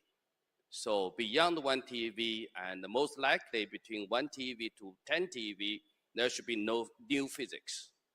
And that's why we'd like to build this CPC to probe the physics between 1 TeV to 10 TeV and measure the Higgs couplings up to the precision, say better than 1%.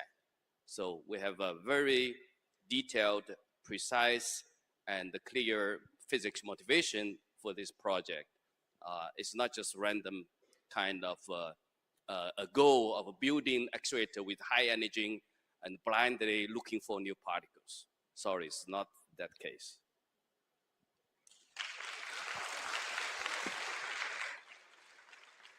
Anybody else? It could be young or old. I see a hand there. Young or old, and any age in between. There's a hand there. Hi, excuse me. I want to ask questions for the professors. So for now, we have like too many subjects, and I want to ask, what do you think is the best way to combine our subjects? Because we have too many specific knowledge now, and if you want to understand the most advanced knowledge for like all the subjects, you need hundreds of years. So I don't know, what should we do to combine them? Professor Ooguri, you want to answer this question, please?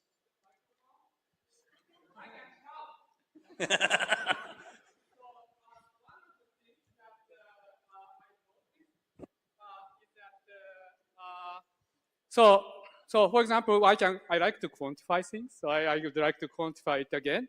So for example, I have been a professor for the last 40 years or so, and then I observed that the question of how long for beginning graduate student to get started with their research. And usually it takes 2 years. When I got started, I was relatively lucky, so I could immediately start research. But typically when I was in the 34 years, it took 2 years for typical graduate student to be able to start doing research. Nowadays, it's still 2 years or so to get started with research. So it is true that as science progresses, we learn more and more things, but we also learn better about how to understand it and how to explain it to students, that our knowledge become also advanced in that sense. Not only we discover new things, but we connect, new discovery connect to new phenomena, and our knowledge is more organized. So somehow we have not hit the wall, which is very promising. In principle, our human brain has been developed because of evolutionary accident. We are supposed to understand what is happening within a few kilometers of the Earth. And it's kind of amazing if you think about it, that we can think about the world of elementary particle and 13.8 billion years ago of the universe. We are not evolved into that. For example, I always tell people about the story of my dog. I have a dog in my home. And she knows that there is a food in refrigerator. But I think she will never understand why refrigerator become cold. And one can imagine that our human brain would eventually hit the wall before we understand the unification of general relativity and quantum mechanics. So this 2,000-year roadmap may be optimistic. We don't know yet. But at least what I can tell you is that given this quantitative estimate of how long the beginning graduate student get started to do research, I don't think we have hit the wall yet. And so it's, yes, please. I want to add a little bit more to that. I agree with everything you said, but there's something very important. And I think young people, maybe sometimes when they begin to learn science, they make the mistake, I have to learn everything before I can do something. And I tried to indicate it in my talk today that no, you don't have to know everything. You don't have to know anything much at all. Just stumble into it. And so if you think I've got to read all the literature before I do something new, you're going to discourage yourself. When I was an undergraduate, I would go and talk to some professors. I'd see, and behind them was this bookshelf full of books. And I spent a whole year reading volume 1 of Feynman, And then I realized in second year, volume 2, I forgot half of volume 1, or I never really understood volume 1. And I realized 30 years later, yes, it's all true. But I didn't understand volumes 1, 2, or 3. But each time I read it, I understand it a little bit more. But the thing is, you don't have, I'm reminded of something a very wise Professor Arthur Shallow said. He said, you don't have to know everything. You just have to know something that nobody else knows. Mm-hmm. Yes. Yes. Very well said. Yes. Perhaps I'm inspired by what Professor Ooguri and Professor Chu said to add a tiny bit from my own experience. Professor Ooguri had mentioned Yoichiro Nambu, who is somebody I have the greatest respect for. And when I was starting out in my career, I once told Nambu how much I had to learn, just like this student who just said that there's enormous amount to learn. And Nambu said, it's not that much. When I was a student in Japan, I had to study classical Chinese poetry first before I can learn physics.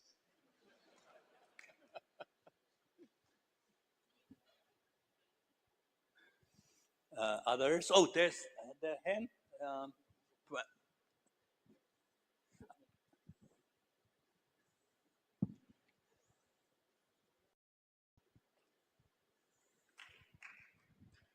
Thank you very much. My question is that when I talked to my my colleagues, my schoolmates, we think as young people, we think there are maybe too much young PhDs and young scholars, but there are too few positions for them to work and to pursue their scientific career.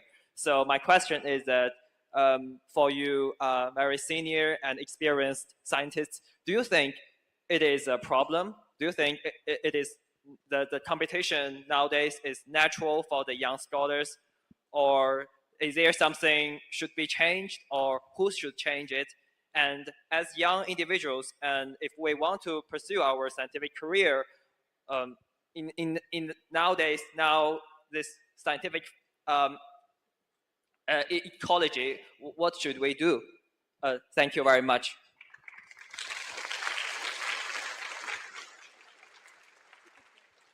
Does somebody want to answer this question?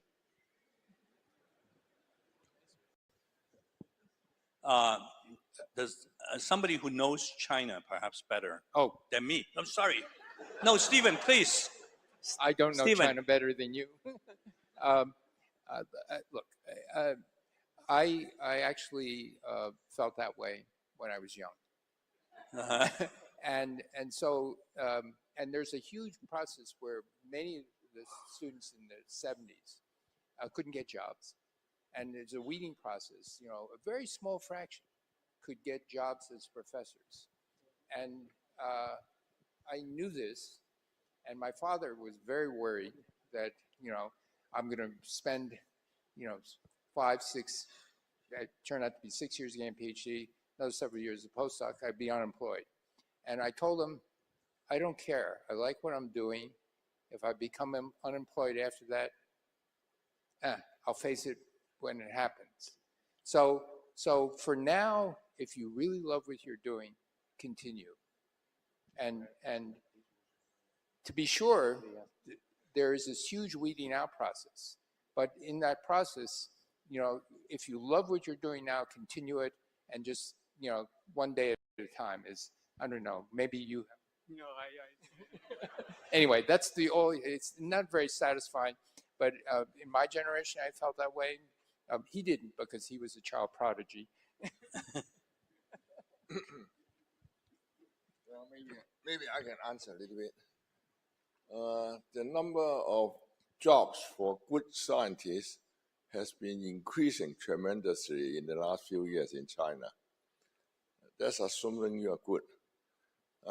In Beijing city itself, I think we have more than 500 mathematicians, far more than any other country, any city. So I don't think there's lack of job. It's a question of how capable you are. I believe the Chinese young scholars should be excited about it. It's not only in Beijing city, in Shanghai, in Shenzhen, all this. I think as long as you are capable and good, there's no problem to find jobs. It's most exciting period compared with the last 50 years that I know for the Chinese situation. Thank you. I'm very happy to hear that. And perhaps I could add a tiny story to this. Let me just one more answer to the question you raised. I think I see a trend that from the AT&T Bell Lab model, it's actually a private company that support the research. I think in China, as more and more companies become successful and make a lot of money, they probably want to will invest into basic research. So I think in the future, probably there will be many more jobs that provided by some institutions that funded or by private sector, by private companies that actually not investing to to try to make some immediate application or some profit for the company, but for the long-term basic research. I see the trend. I see things like the U.S. AT&T Bell Lab or others. Well, in the future will be many, and I think our company probably one of them. Thank you. So I don't know the time constraint. Is there some constraint for dinner, or is there time? Yes. Is there more time? There's more time. I don't know Professor Yao's schedule, but maybe I could tell a little bit of story to encourage the young student who asked this question. When Max Planck applied for a job in physics, he thought it was totally hopeless and he was going to give up, because everywhere he applied for a job, he was number 2 on the list. And all the evaluations said he was not as good as the number 1 guy. And the number 1 guy was Hertz, who had discovered the electromagnetic waves. So every place offered Hertz a job, but not Max Planck. But look, Max Planck eventually triumphed, right? So there's a question from the back there. I don't know, this lady said there's time, but I don't know, Professor Yao? Thank you. I'll keep it very short. I wanted to echo what was said before about the private institutes funded by private companies. I want to contribute with a positive example. I belong to an institute that is funded by Boehringer Ingelheim, which is a pharmaceutical company, but this institute is embedded and integrated to the research landscape of Austria. Now, the particularity is that this company is a family-owned, very, very large company, and this is a philanthropic endeavor. So my recommendation for the ones looking for companies to fund institutes is look for companies that are not in the stock market and are privately owned. Additionally, many philanthropic endeavors of this kind from other institutions are also doing agreement with, for example, the Austrian Academy of Sciences, with a turnover of the institution in the future to the academy itself. So it's funded for 10 years and shifted. So I wonder if there are other successful stories like this in China or in the US. Okay, this lady told me that there's maybe time for one question, if it's very urgent and short. Then we close. Thank you very much. Thank you so much.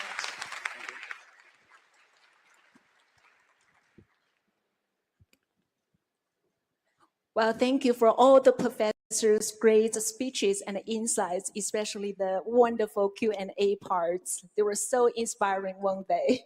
Absolutely, and I have to confess that Professor Ooguri's papers were part of my research when I was doing my PhD. And of course, let me also thank Professor Andonizi for his very nice hosting and very nice stories that he shared with us. Yeah, I was listening very carefully. It was quite a brain teaser for me. Well, Grace, welcome to our world. Nice world. But don't worry, because our banquet time is approaching. Yeah, it's time for us to replenish our energy, especially we have more great scientists with their great insights coming later. Exactly. So we have set different locations for your dinner. So please look carefully on your dinner voucher, and we will see you back then at 19:30 sharp.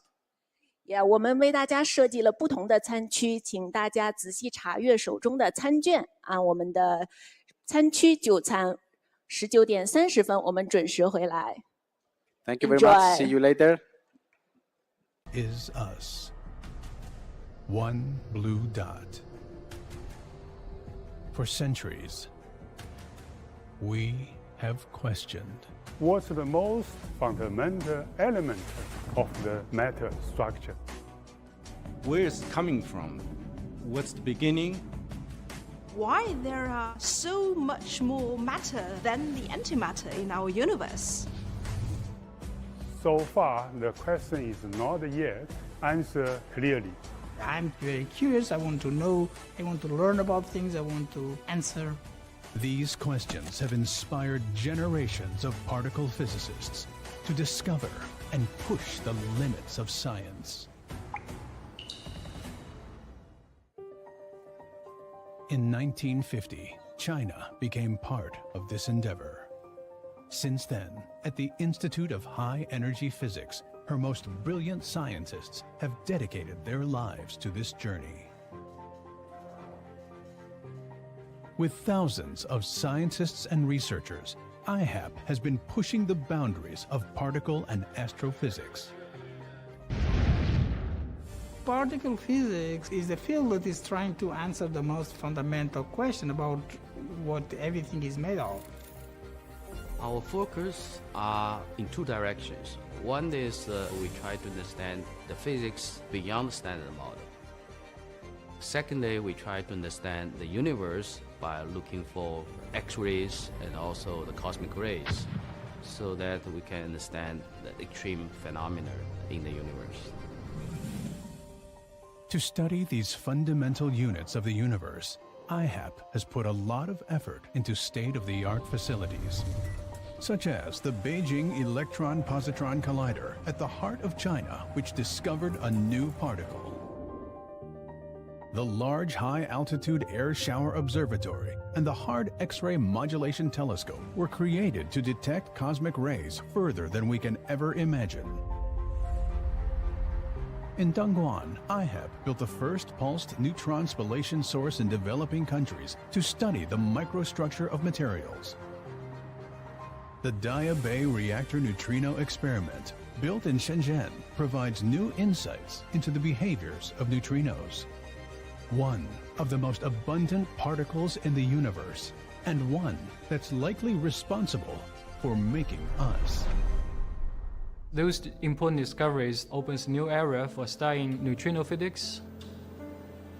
The experiments led by this institute has already contributed many great results, ending up in the textbook of particle physics. But still, we have unknowns, puzzles, and difficulties. To do a better research, we need both theoretical ideas and also the tools. For a better tomorrow, IHEP has been investing in new mega science facilities to study extreme tiny particles found in our everyday life environment. IHEP is now digging 700 meters under the surface to build the Jiangmen Underground Neutrino Observatory. By 2025, high-energy photon source in northern Beijing will finally be operational. 同步辐射在21世纪给很多的诺贝尔化学奖做出了很大的贡献，因为很多结构解析就是在同步辐射上获得的。这些前沿的科学研究，只有是一个很强大的这样一个光源，才能够满足要求的。To study the Higgs particle, the most important subject in particle physics, IHEP has planned the Circular Electron-Positron Collider that would create Higgs particles for research. These infrastructures are made by China, but for the rest of the world. Because at the heart of IHEP is a belief that particle physics research should be accessible to everyone. This special facility will be for the whole community. With people from outside together with people from China, we're going to run together this big project. We want international people to collaborate with us, and I think this is happening now, it's growing. 我相信，科学前沿的研究，特别是像粒子物理这样的大科学的研究，国际合作是它的基本的规律，是任何力量都无法阻挡。Great endeavor takes effort, time, and most importantly, friends. While the journey ahead is long and arduous, the mission is clear. 我们不一定希望我们自己的名字能够被大家所记住，但我们希望能够为全世界的科学研究呢提供重要的帮助。Pursuing answers about nature is something that a civilization required. And that's very important and very high level as well. What we are doing right now may not find applications today, but it will be useful in the future. So my hope is that IHEP will eventually become one of the leading laboratories in the world. With an open and inquisitive mind, the Institute of High Energy Physics may one day answer the toughest questions about time, dimensions, and how everything begins and ends.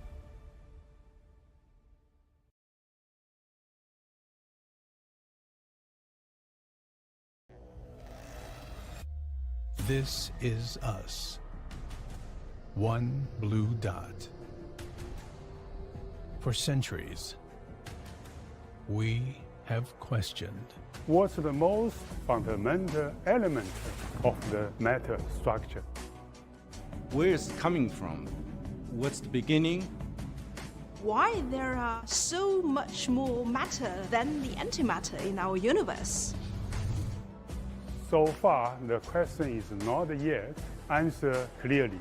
I'm very curious, I want to know, I want to learn about things, I want to answer.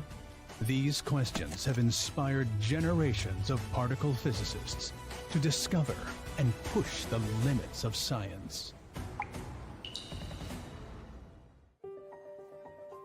In 1950, China became part of this endeavor.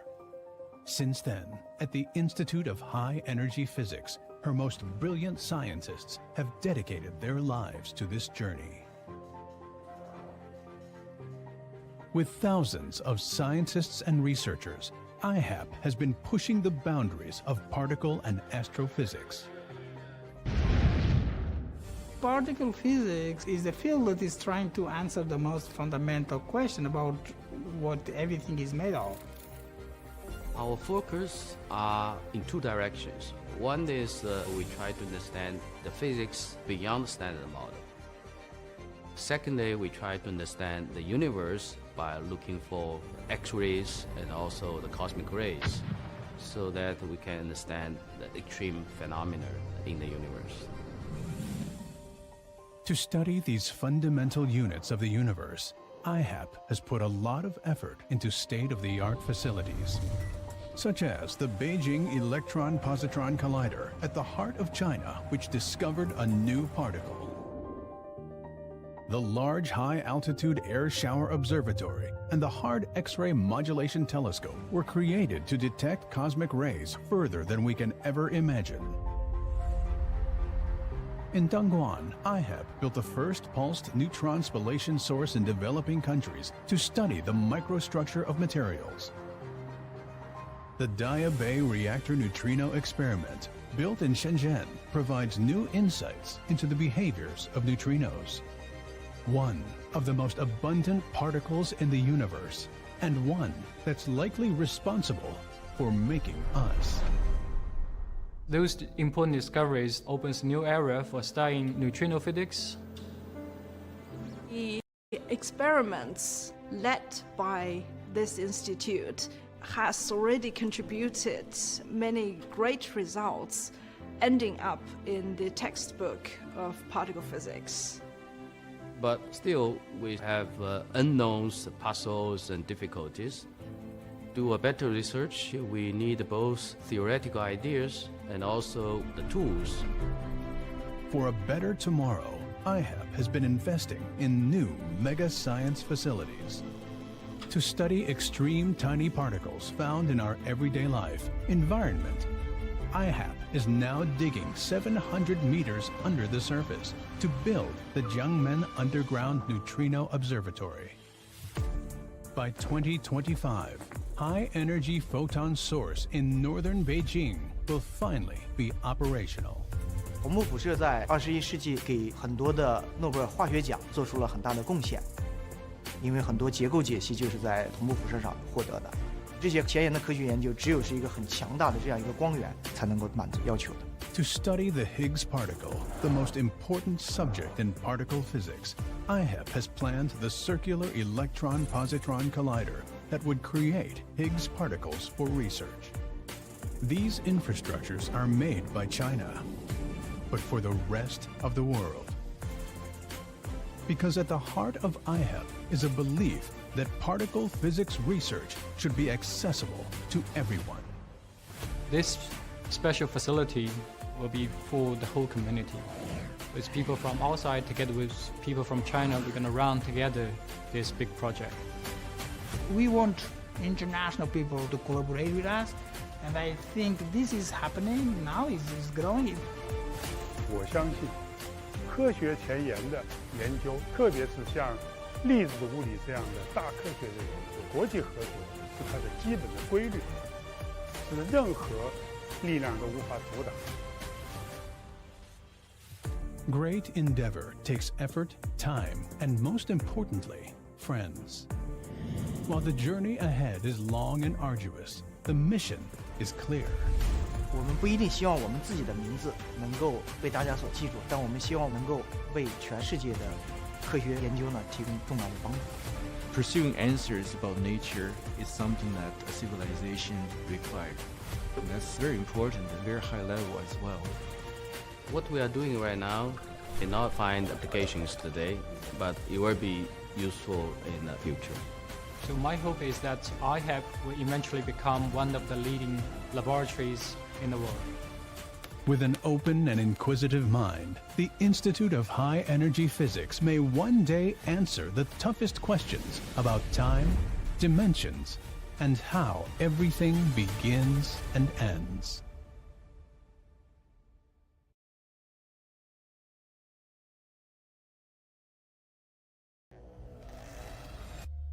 This is us. One blue dot. For centuries, we have questioned. What's the most fundamental element of the matter structure? Where is it coming from? What's the beginning? Why there are so much more matter than the antimatter in our universe? So far, the question is not yet answered clearly. I'm very curious, I want to know, I want to learn about things, I want to answer. These questions have inspired generations of particle physicists to discover and push the limits of science. In 1950, China became part of this endeavor. Since then, at the Institute of High Energy Physics, her most brilliant scientists have dedicated their lives to this journey. With thousands of scientists and researchers, IHEP has been pushing the boundaries of particle and astrophysics. Particle physics is a field that is trying to answer the most fundamental question about what everything is made of.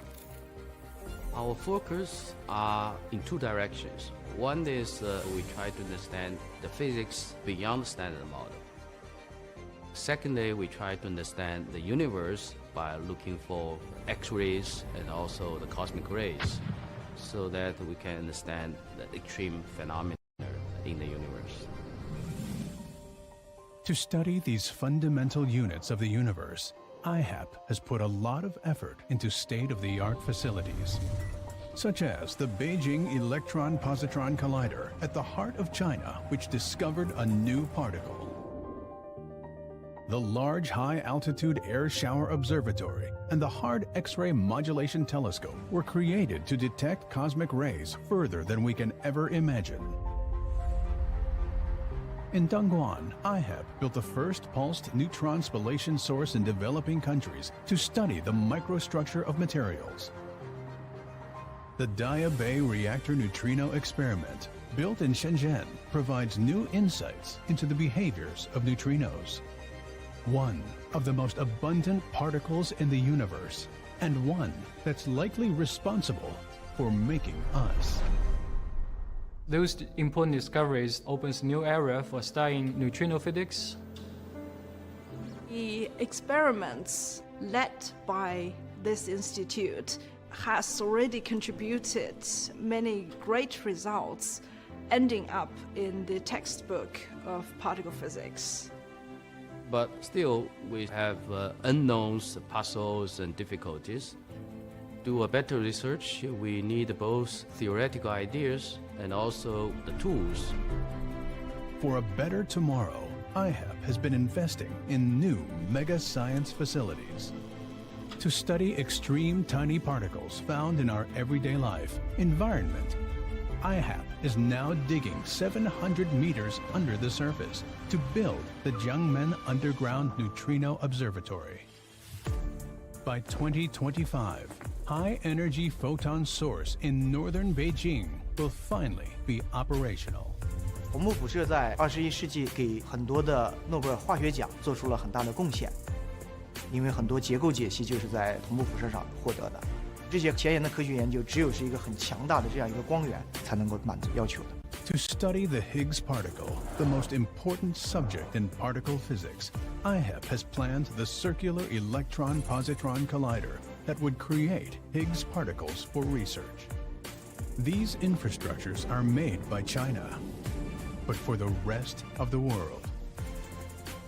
Because at the heart of IHEP is a belief that particle physics research should be accessible to everyone.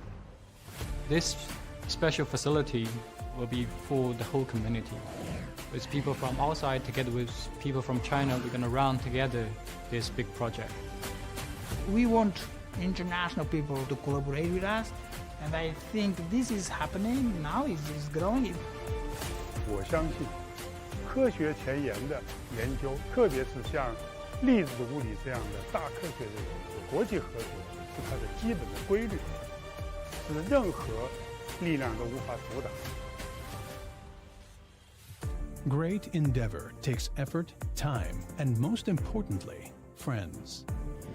While the journey ahead is long and arduous, the mission is clear. 我们不一定希望我们自己的名字能够被大家所记住，但我们希望能够为全世界的科学研究呢提供重要的帮助。 Pursuing answers about nature is something that a civilization required. And that's very important and very high level as well. What we are doing right now may not find applications today, but it will be useful in the future. So my hope is that IHEP will eventually become one of the leading laboratories in the world. With an open and inquisitive mind, the Institute of High Energy Physics may one day answer the toughest questions about time, dimensions, and how everything begins and ends.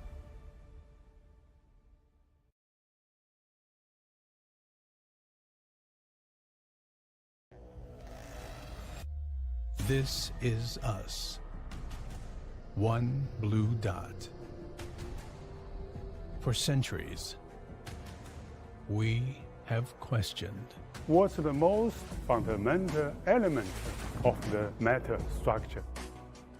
Where is it coming from? What's the beginning? Why there are so much more matter than the antimatter in our universe?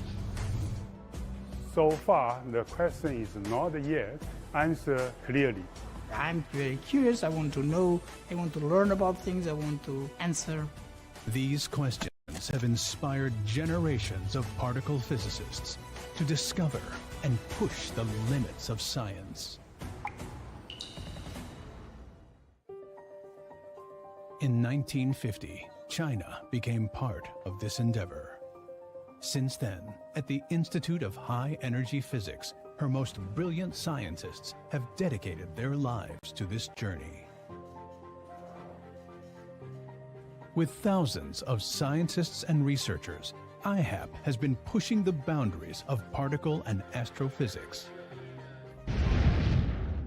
Particle physics is the field that is trying to answer the most fundamental question about what everything is made of. Our focus are in two directions. One is we try to understand the physics beyond standard model. Secondly, we try to understand the universe by looking for X-rays and also the cosmic rays, so that we can understand the extreme phenomena in the universe. To study these fundamental units of the universe, IHEP has put a lot of effort into state-of-the-art facilities, such as the Beijing Electron-Positron Collider at the heart of China, which discovered a new particle.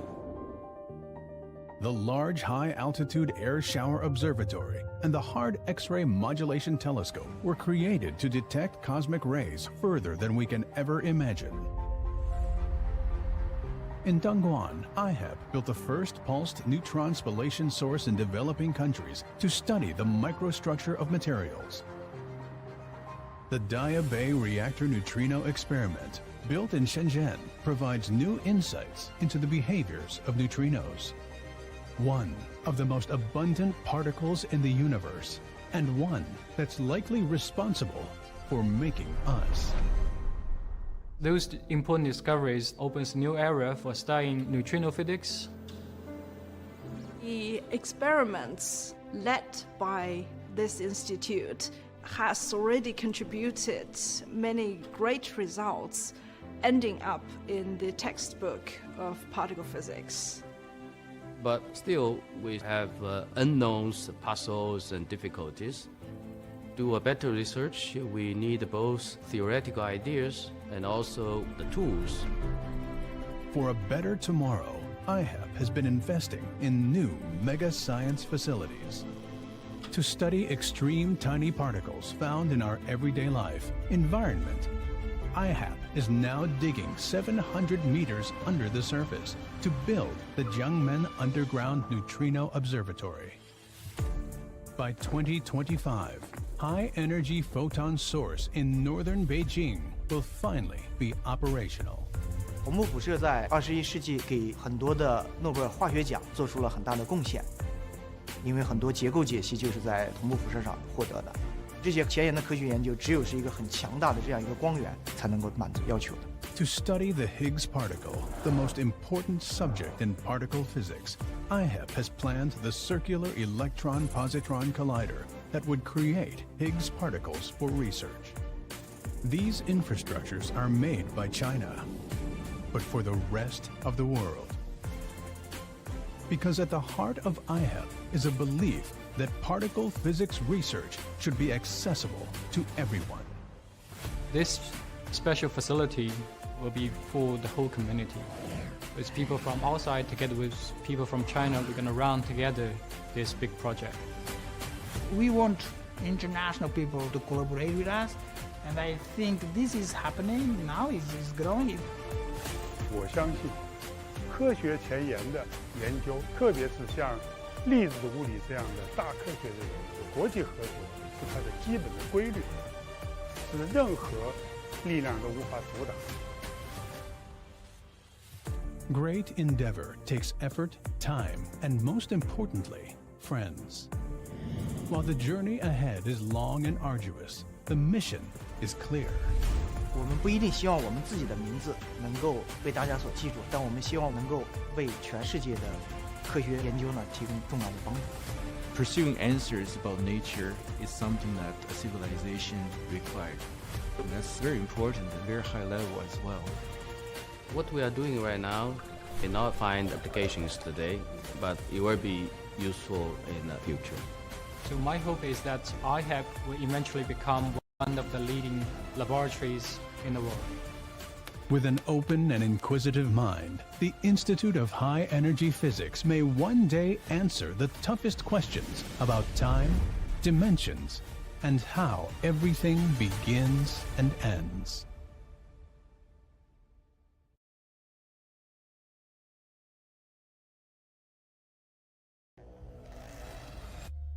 This is us. One blue dot. For centuries, we have questioned. What's the most fundamental element of the matter structure? Where is it coming from? What's the beginning? Why there are so much more matter than the antimatter in our universe? So far, the question is not yet answered clearly. I'm very curious. I want to know. I want to learn about things. I want to answer. These questions have inspired generations of particle physicists to discover and push the limits of science. In 1950, China became part of this endeavor. Since then, at the Institute of High Energy Physics, her most brilliant scientists have dedicated their lives to this journey. With thousands of scientists and researchers, IHEP has been pushing the boundaries of particle and astrophysics. Particle physics is a field that is trying to answer the most fundamental question about what everything is made of. Our focus are in two directions. One is we try to understand the physics beyond the standard model. Secondly, we try to understand the universe by looking for X-rays and also the cosmic rays, so that we can understand the extreme phenomena in the universe. To study these fundamental units of the universe, IHEP has put a lot of effort into state-of-the-art facilities, such as the Beijing Electron-Positron Collider at the heart of China, which discovered a new particle. The Large High-Altitude Air Shower Observatory and the Hard X-ray Modulation Telescope were created to detect cosmic rays further than we can ever imagine. In Dongguan, IHEP built the first pulsed neutron spallation source in developing countries to study the microstructure of materials. The Daya Bay Reactor Neutrino Experiment, built in Shenzhen, provides new insights into the behaviors of neutrinos, one of the most abundant particles in the universe, and one that's likely responsible for making us. Those important discoveries opens a new area for studying neutrino physics. The experiments led by this institute has already contributed many great results, ending up in the textbook of particle physics. But still, we have unknowns, puzzles, and difficulties.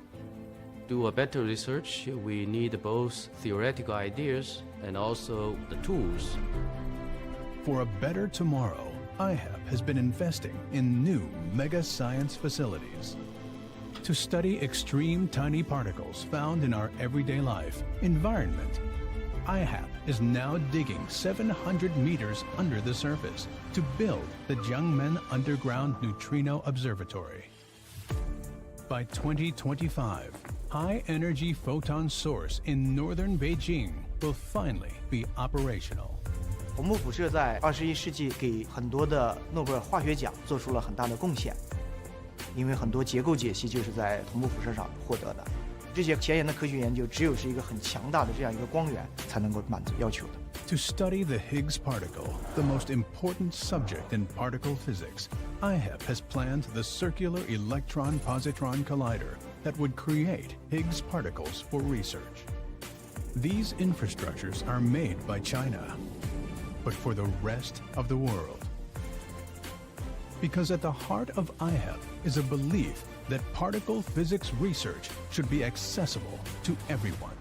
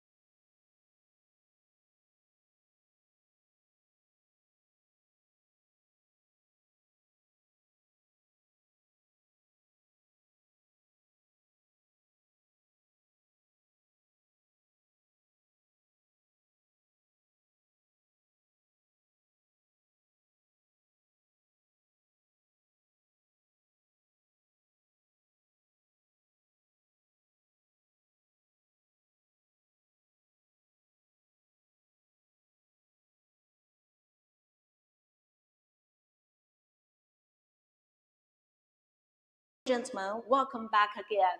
As we know that it is the third year that we hold ICBS, International Congress of Basic Science. Why is it so important that all the world's greatest minds gather here again? Luckily today, our greatest minds are going to give us the answer by the upcoming panel discussion, the importance of basic science. Let's invite them. Our first guest, Professor Samuel Ting. He's the chair professor at Massachusetts Institute of Technology, foreign academician of the Chinese Academy of Sciences, member of the National Academy of Sciences, member of the American Academy of Arts and Sciences, foreign member of the Russian Academy of Sciences. Welcome.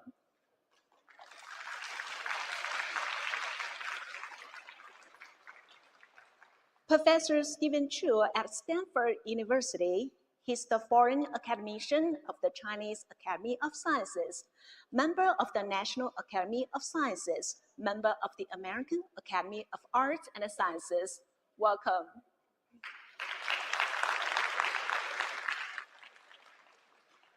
Professor Yifeng Wang at Institute of High Energy Physics, CCAST. He's the academician of the Chinese Academy of Sciences, international member of the National Academy of Sciences, member of the American Academy of Arts and Sciences, foreign member of the Russian Academy of Sciences. Welcome.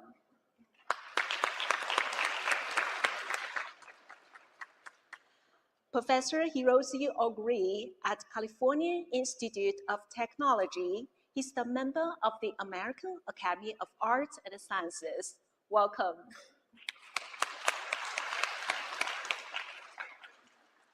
Professor Xiang Zhang at the University of Hong Kong. He's the president and vice chancellor of the University of Hong Kong, foreign academician of the Chinese Academy of Sciences, member of the National Academy of Engineering. Welcome.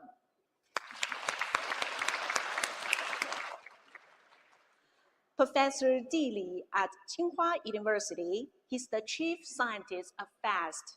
Welcome. Professor Hong-Rui Tai from Cornell University. He's the former director of Institute of Advanced Study, Hong Kong University of Science and Technology. And Professor Hong-Rui Tai will be hosting this panel. Let's give him a warm round of applause. Welcome.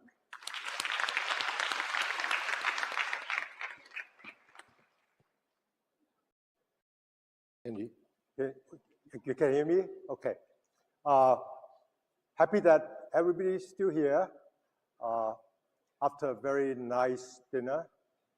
And the topic we have today is the importance of fundamental science. And we are very fortunate already have two beautiful talks, one by Professor Steve Chu and one by Hiroshi Ooguri, which really answered the question that you may want to ask later. So we should thank them and make this panel discussion much easier and with more free flow. The first, I think that I actually went to WeChat and look up why fundamental science is important, and come up first is a talk by somebody last year in Xi'an Jiaotong University, Professor Sam Ting. So we'll start with Sam to give us some introduction to today's panel discussion. So it's you now. So I don't give public talks because I'm really not good at this. Before I start, I want to thank Professor, where's the professor? Yeah. And Yifeng Wang for this opportunity to express my views on the importance of fundamental science. In 21st century, we enjoy unprecedented advancement in technology, such as in the field of communication, computer, AI, transportation, healthcare, commerce, and so forth, which has dramatically affected the quality of life. What is often forgotten is the fact the foundation of this achievement was laid down some time ago by scientists who were driven by intellectual curiosity and wonder of nature, and not by economic concern. So this is my little graph on research and daily life. I marked 1900s, 1950, and now. Physics is a function of distance. In 1900, we studied mechanics, thermodynamics, optics. Now we have microwave, aerospace. In the 30s, we studied atomic physics. Now we have AI, we have computers. And go to 50s, we study nuclear physics. Now we have nuclear energy. So with the accelerators, we look for particles and quarks. For larger distances, in the beginning, we have looking at the stars. Now we have navigation in timepieces. So the pyramid has grown with new application increases high, where fundamental research expands its ways. The role of basic research implies that it finds itself in the outermost corner of the pyramid. Hence, it's sometimes disregarded as being remote from daily life. Only after some time, when applications develop and public become familiar with the new phenomena, does the value of research become more understood. Experiments are of fundamental importance to the advancement of knowledge. A theory, however elegant, cannot disprove experimental results. Only when an experiment contradicts a theory will knowledge advance. The prime motivation of basic research is curiosity, the innate passion to learn something new or obtain a deeper understanding of natural phenomena. Questions such as what are the basic building blocks of nature? What make up the stars and galaxies are eternal and have inspired generations of scientists, artists, writers to seek answers and explore the unknown. The result of this research of new technology and industry have profound effect on quality of our life. So that's my little observation.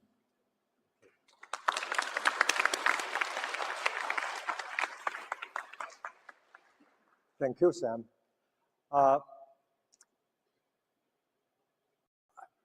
Listening to the two talks earlier, I'd like to make one comment, in particular to Hiroshi's remark.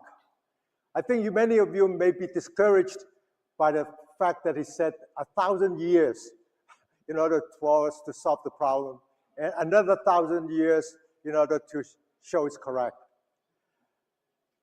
Don't be discouraged. We look back when the early development, when they developed unification of electricity magnetism or quantum field theory, the number of physicists working is order of hundreds, maybe 1,000 at most. But now we have close to 100,000. And we all need to do is increase the number of physicists to 1 million, which probably not impossible, in fact, if the number is increasing. Then instead of 1,000 years, we can cut down to maybe 10 or 20 years within your lifetime. And how to do that? Well, like what Steve said, have good labs that allow young people to do research that's curiosity-driven and can set up new institutes, which BIMSA is one of them. And I'm sure that China will continue to grow, and I hope other countries too. In fact, in UK, molecular biology now actually moved from what they have to something called Crick's Institute, which is bigger and more people and more research funding. And so this is a phenomenon which go all over. And so 10, 20 years within lifetime, I think we can solve the quantum gravity problem. I just try to be optimistic. Thank you. The importance of fundamental science, I think most of you are aware of, and everybody have their thinking, and we're open for discussion for panel members here. I just want to raise one particular issue which may be more relevant nowadays, and that is the international community or the worldwide affairs situation now is very uncertain. In the United States, it's clearly we're going to have at least 3.5 years more to go to face great uncertainties, and many of us not that hopeful. And Europe also, they just want to increase the military funding from 2% GDP to 5% GDP. And where that money coming from, I think they will look at fundamental research as one possible pocket. So these uncertainties means that we have to face and question how to face these issues. I would like to have the panel members maybe consider this, and how to focus on research, basic research, and such that we can go through this hard time. Please, it's free flow. Anybody is welcome to say something. So, Henry, thank you. I guess it's well said, Professor Ting, about how important fundamental science and so on. And I'm sure the audience here, many of you pursue the basic science, mathematics, and physics, and so on. So I'm not going to probably, try to persuade you to pursue the fundamental science and why this is important. Henry brought this issue of the currently the polarization in this world within some country and across the countries that create a huge challenge, not only financially, but also in terms of sciences, about a lot of them about collaborations. Even mathematicians, sometimes they collaborate. So this really is a challenge. And I would appeal, our young scientists, try your best to reach out, to collaborate as far as possible. So of course it's not easy. But I also want to bring the other almost orthogonal, but they are coupled, X and Y, frontier. That is the AI. Now we, human, race, actually we never experienced this in the last probably 500 years. Such an acceleration of the knowledge and discoveries and so on with the assistance of AI. Many of my students say, well, today, if you do certain things, the AI can do a lot for you. So then actually, you always can say, well, we are basic, we are so fundamental, so AI cannot replace us. But let me bring one observation yesterday. I think one of the young awardee, maybe a group of young awardee, published a paper about autonomous design and execution of chemical experiment. Now, what does that mean? It's really frightening to me that, if AI somehow can design certain molecules or things, essentially human interaction, I mean, of course, you have to define the problem, but AI can automatically design, execute, maybe analyze the experimental data and so on. Now, AI is still in the primitive age, and I think if you are fundamental enough, you shouldn't worry about it. But these are going backward to the upstream, and the human intelligence are really extended in some way. We can call it a human extender. And I had the dinner 2 weeks ago with one of the major companies, US AI company. And he said that he's actually training an AI agent to be his chief of staff. So one day, probably he thinks in 2 months, he doesn't need this chief of staff anymore. So think about it, chief of staff is very smart, quite fundamental in business, and yet they can. So I like to actually bring this issue because as a scientist, as a people work on the fundamental frontiers, whether it's physics or, and we're going to be positively impacted by the system of the AI, but at the same time, that challenge the very definition of human curiosity and ingenuity and creativity. So I don't have much of an answer, but I like to give our audience to think about it. Thank you.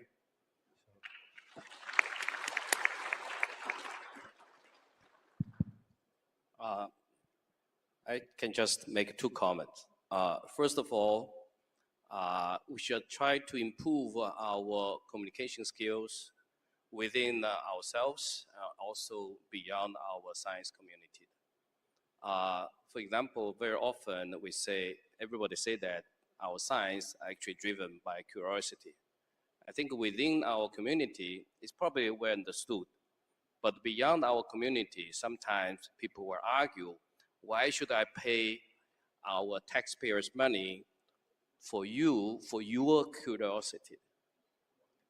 So sometimes this is misleading. So I think maybe we should try to change a little bit. Instead of saying curiosity, but saying that the science actually is driven by every discipline's internal logic. It is really the discipline, the field, which has to progress in a way suggested or driven by whatever the discipline itself is needed to improve or to progress. So I think we probably have to try to change a little bit our wording. My second comment is that even though we are in a very difficult situation geopolitically, but still we can and we should do more. Because even during the Cold War, the only field which had very good communications between the former Soviet Union and the US is the science collaboration, and was kept. And everybody understood this is probably the only few channels you should keep the dialogue. And this kind of dialogue is very important for peace. So I think our scientists and our community, even though encountered enormous of complication difficulties, but should try our best to improve our collaboration, and also in addition to spread out the message from our community to the politicians or to the general public or the media that international collaboration among scientists is extremely, extremely important and vital. And this is also our contribution to the betterment of the world. Thank you.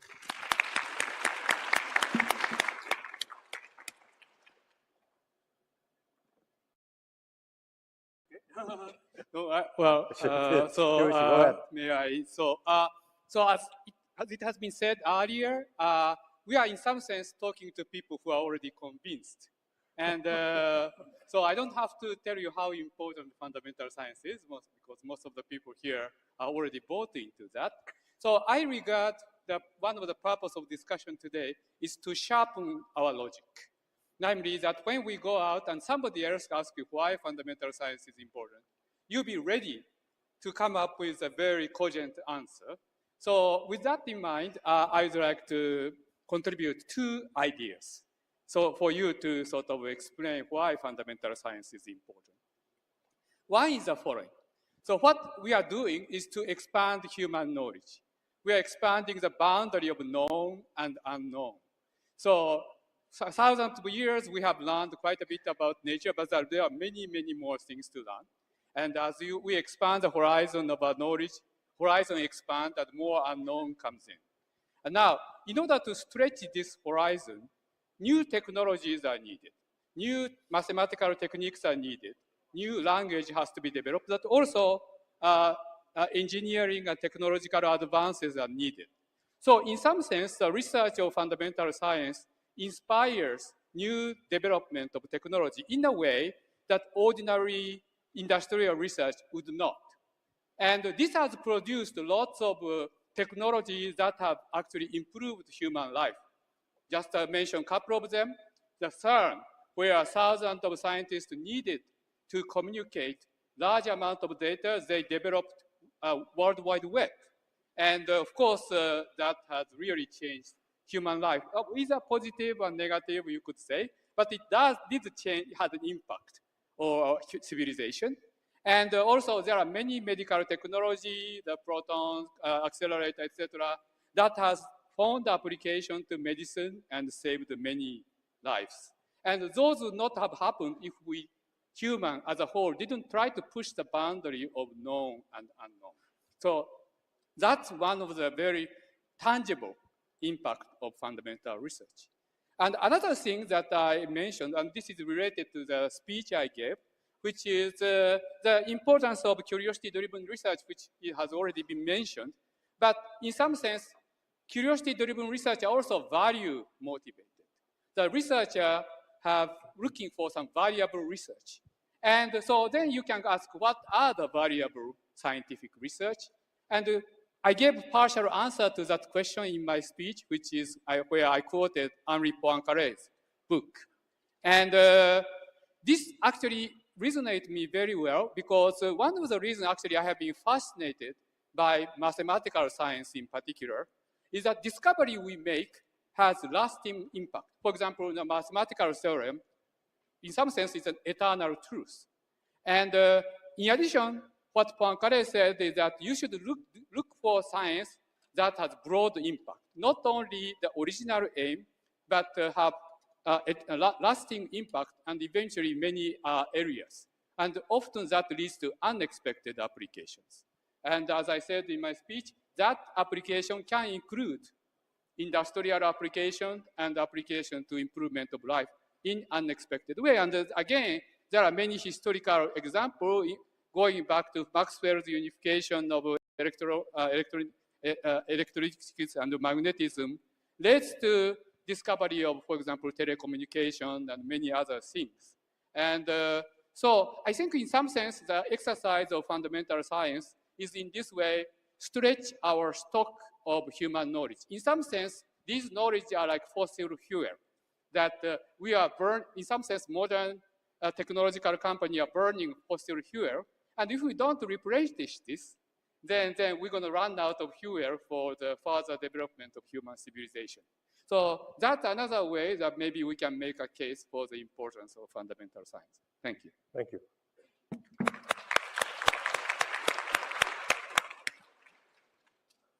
I'm trying to think of what I can add to this, and I think of several examples that have it's really hard to predict when some curiosity-driven research will actually turn into something useful. And it depends really on when you start the clock. For example, with Sam Ting's history, you may have noticed that the difference between the development of quantum mechanics and its application to semiconductors was about 1 year. Bell Labs realized very, very quickly, or 2 years, that it's going to be very useful. But then the question is, how did quantum mechanics come about? And that history was very different because it started long, long ago with people measuring spectra of atoms, right? And didn't know what to make of it, and then simple models of what the spectra was. So the gestation period, it depends on when you start the clock, but it usually goes way back. And so the idea that Now, I'm hoping it's not going to take 1,000 or 2,000 years to marry gravity with the quantum world. In May, I doubt it, nor will it take 10 years. It's like saying, well, it took Einstein from 2004 to 2015. That's, what, 11 man years. So you just hire 11 more people and you can get it in 1 year. No, it doesn't work this way. There's certain things that have a gestation period, and there's certain things that have to wait for new data and new technology. And so it's, but you know, NMR, you know, the study of the fundamental properties of nuclei and atoms, and starting in the 30s. And who would have thought it would have led to nuclear magnetic resonance imaging? Now, Purcell actually did think of it when he was inventing it, because 1 year after that, he actually did a first experiment with NMR imaging. But it's when you start the clock, and the clock started long before that. And so that's another reason why you have this curiosity-driven research, and you have to, this is laying the groundwork for other people to come along. And I just want to conclude that the most thrilling part of, I found when I was in high school of taking physics, it was very different than biology. Biology would describe things. You know, what does a leaf look like? What is it? And it would name things. And it just, you know, Feynman has this beautiful section in his lectures about, you know, just because you know the name of it doesn't mean anything.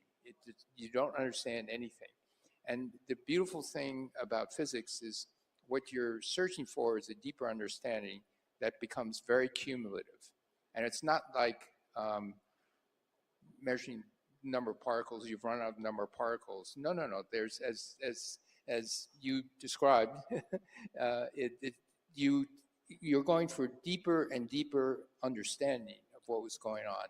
And so that thrilled me to death that as physics was doing that. It's just not a descriptive thing, and it gets deeper and deeper and deeper.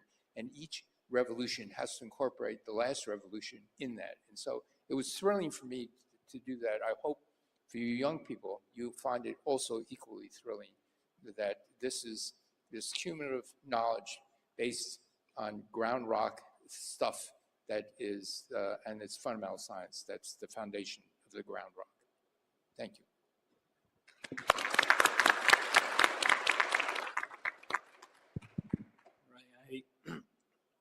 I just realized that on the stage, I'm extremely honored on the same stage with Professor Ting and all the luminaries. But I'm relatively young and probably too naive. So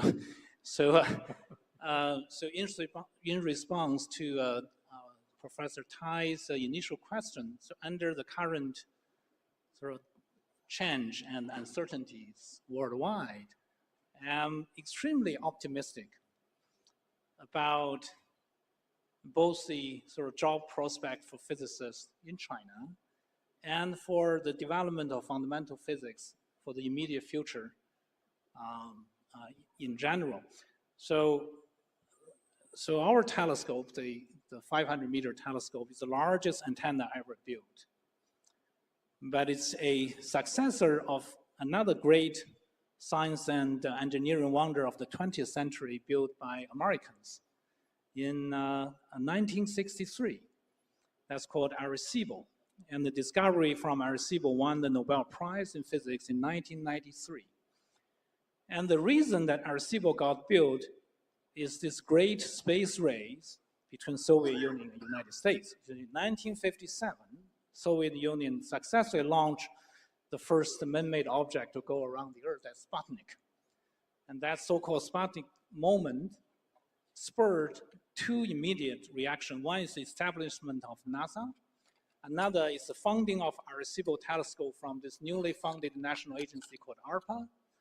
ARPA was later transferred under the profile of Department of Defense. It's DARPA. So I think maybe for some of the students here probably know that name. And it was built as a relatively cheap and probing sort of regime-changing scientific instrument, not even for astronomy, but the astronomers sort of immediately take over. You realize you build such a big radar, it's also sensitive for collecting all sort of unknown waves from the space. So coming into the current days,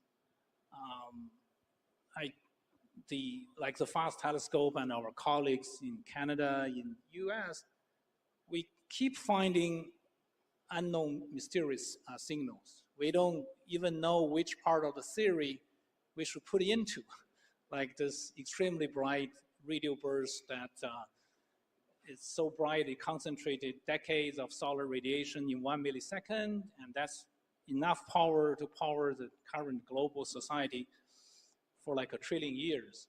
And we don't know which object it comes from. We don't know what physics it require to produce such so-called laser-like radiation. So that reminds me of what Lord Kelvin famously, purportedly said, that the grand building of physics was already built, but there are two clouds, right? The one for thermal radiation, another for the transport of light. That's the ether problem, which in turn gave rise to quantum mechanics and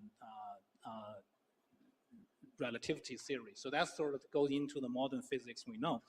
So I'm a pure experimentalist. My math is only average, and I always follow the much smarter minds on stage in physics. But my greatest hero is this one astrophysics, Fred Hoyle.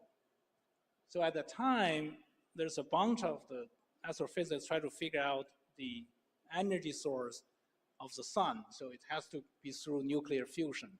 But there's this annoying problem that once you get to carbon, the reaction between sort of the heavy helium-4 fusion, the cross-section was too small.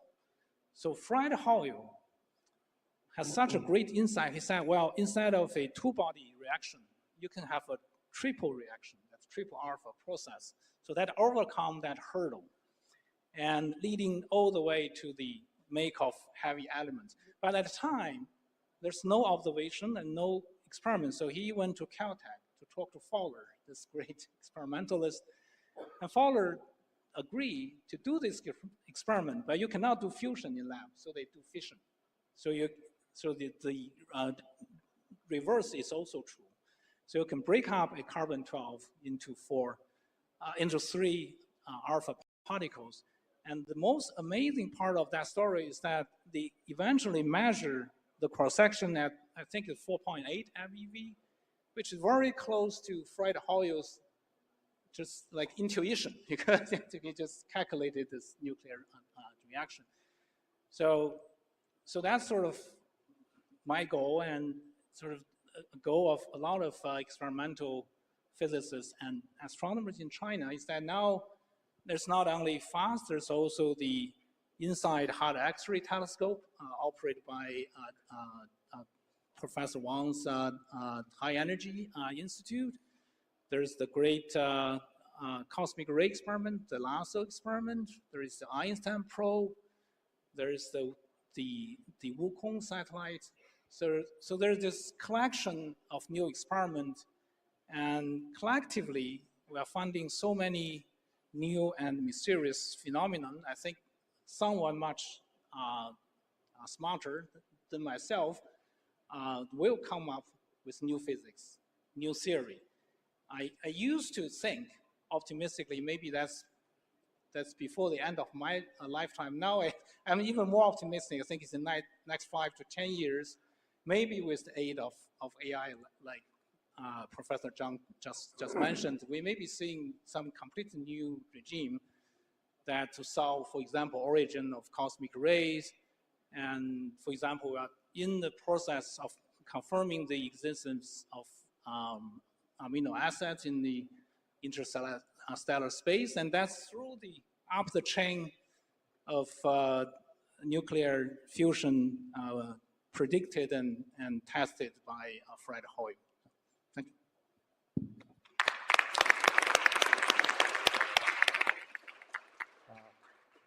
Well, Dr. Lee mentioned it's a great story about the triple alpha between Fred Hoyle, Salpeter, and Fowler. Theory, experiment, it's done literally weeks. But now maybe anyone have a comment on each other you want to make? Please. I want to turn a little bit back to AI because it may have, will have, I think, a bigger influence than the internet. And I use it every day, and it took me, with a little help, I could figure out how to get Google to work with a colleague of mine. but the AI it has wonderful things, wonderful capabilities, but there's a danger. And the danger, I see, is mostly with young people, because increasingly they will turn to AI to help them write a paper, or maybe write the paper for them.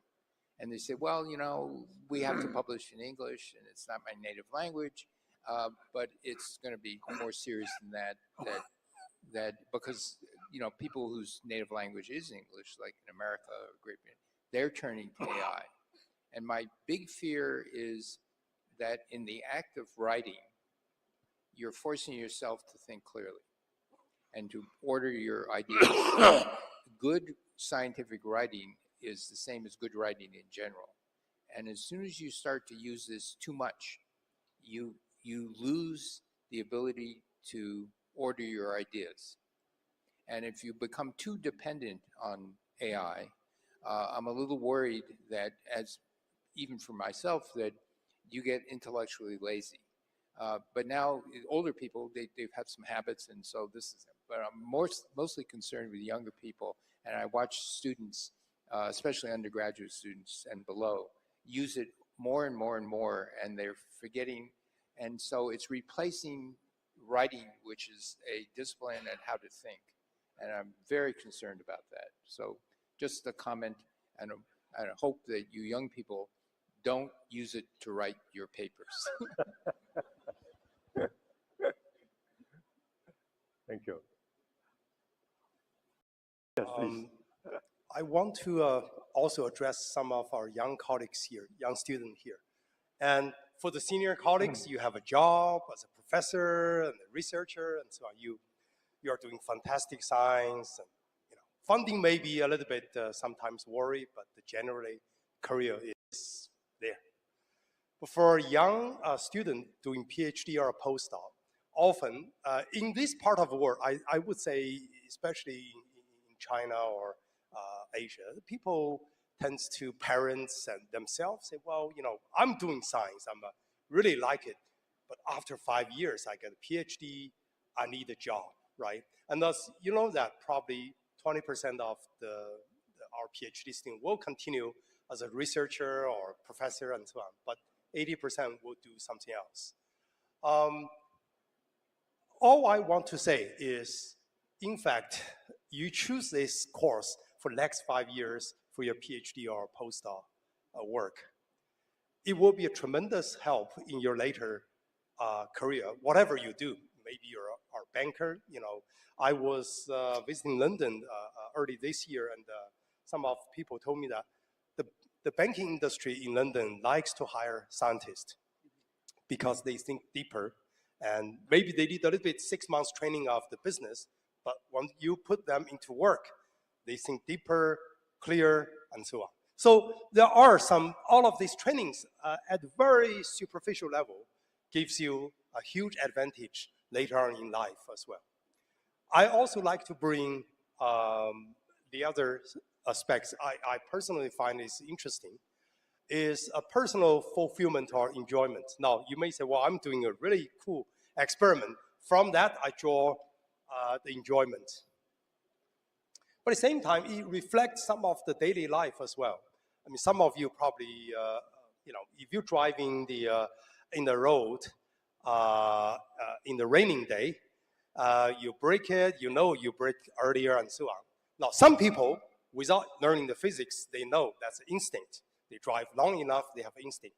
But the physicists will say, well, because of the friction coefficient is not that high, so therefore you better to brake earlier so that you become safe. So those little things in the daily life where we see the pyramid Professor Ting talk about in daily life, actually little by little, you find it quite enjoy that you know this knowledge, and that helps you to appreciate those details in life.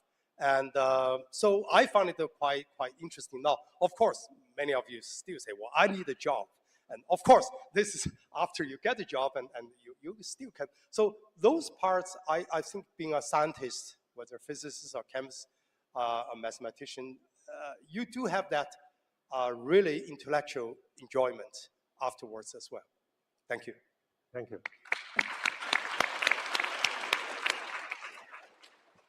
Yeah, so I just wanted to comment very briefly about what was being said. So some of you, I guess I heard some anxiety from students who asked that question. And even despite what Professor Chu kindly told me, said about me, I also had to struggle, and especially to explain to my parents why I would like to go into that direction.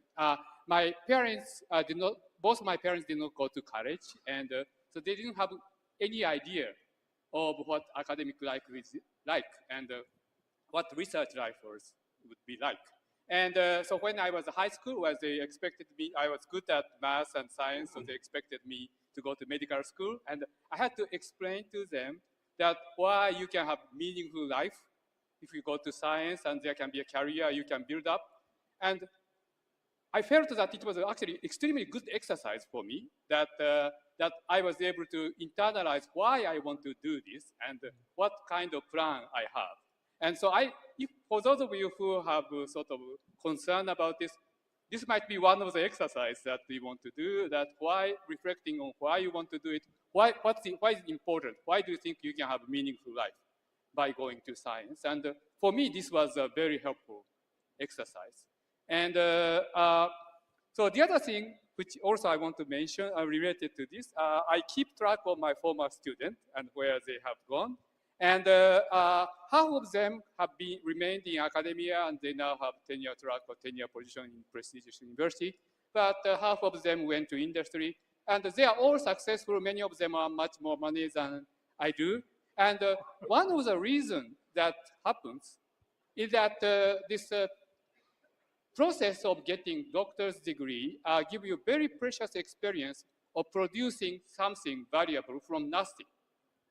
So I'd like to remind you that doctor's degree is given to people who have produced the new knowledge to the cathedral of knowledge that human has built for thousands of years. It's a wonderful thing to do. And the purpose of defense committee is to judge whether this new knowledge has merit or not. So this is an experience for you to add new knowledge that nobody else in the world knew and add it to that. And in fact, when I was a graduate student, the first time I wrote a research paper, I had this wonderful experience. I had this writing trying to solve some problem, and I found what I considered to be a beautiful solution to this problem. And I was going back home and looking at the night sky and thought, well, in this entire world, only I know this truth.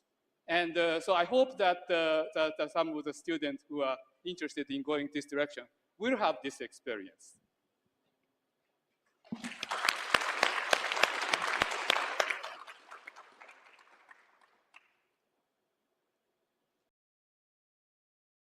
Please. Just speaking of jobs, there are certainly more and more astronomy jobs in China for physicists. So I recently become the chair of the Department of Astronomy in Tsinghua. It's such a new department. It was established only in 2019.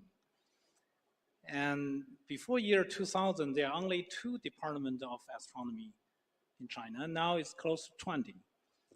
So by my estimate because there are a few is in the process of being established. So in 10 years from now, we'll probably get close to 40, which is a reasonable size scale for the sort of the physical science in China. And my personal experience is that my most successful and best students come from physics background. I have a PhD graduate a few years ago, so he was a physics major in Tsinghua University, and now he got national funding. He won the Damo Orange Award a couple of years ago, and another of my students from UCAS just won the National Postdoctoral Fellowship Award, and he was a physics major. So the physics is true. I mean, it does teach you a lot of a very fundamental science of how to carry out research. So I think it's great prospect for a lot of the students here.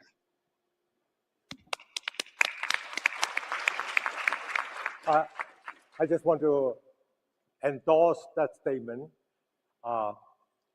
Fundamental physics and astronomy, astrophysics, cosmology are intimately related.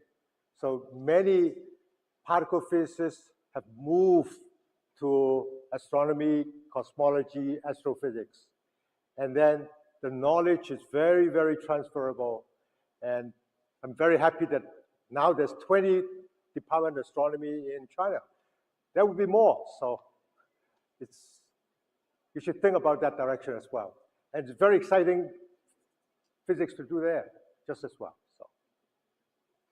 So yes, Steve. I also, we're telling you you've made the right career choice in your education. I've always regarded physics as the best liberal arts education you can possibly get.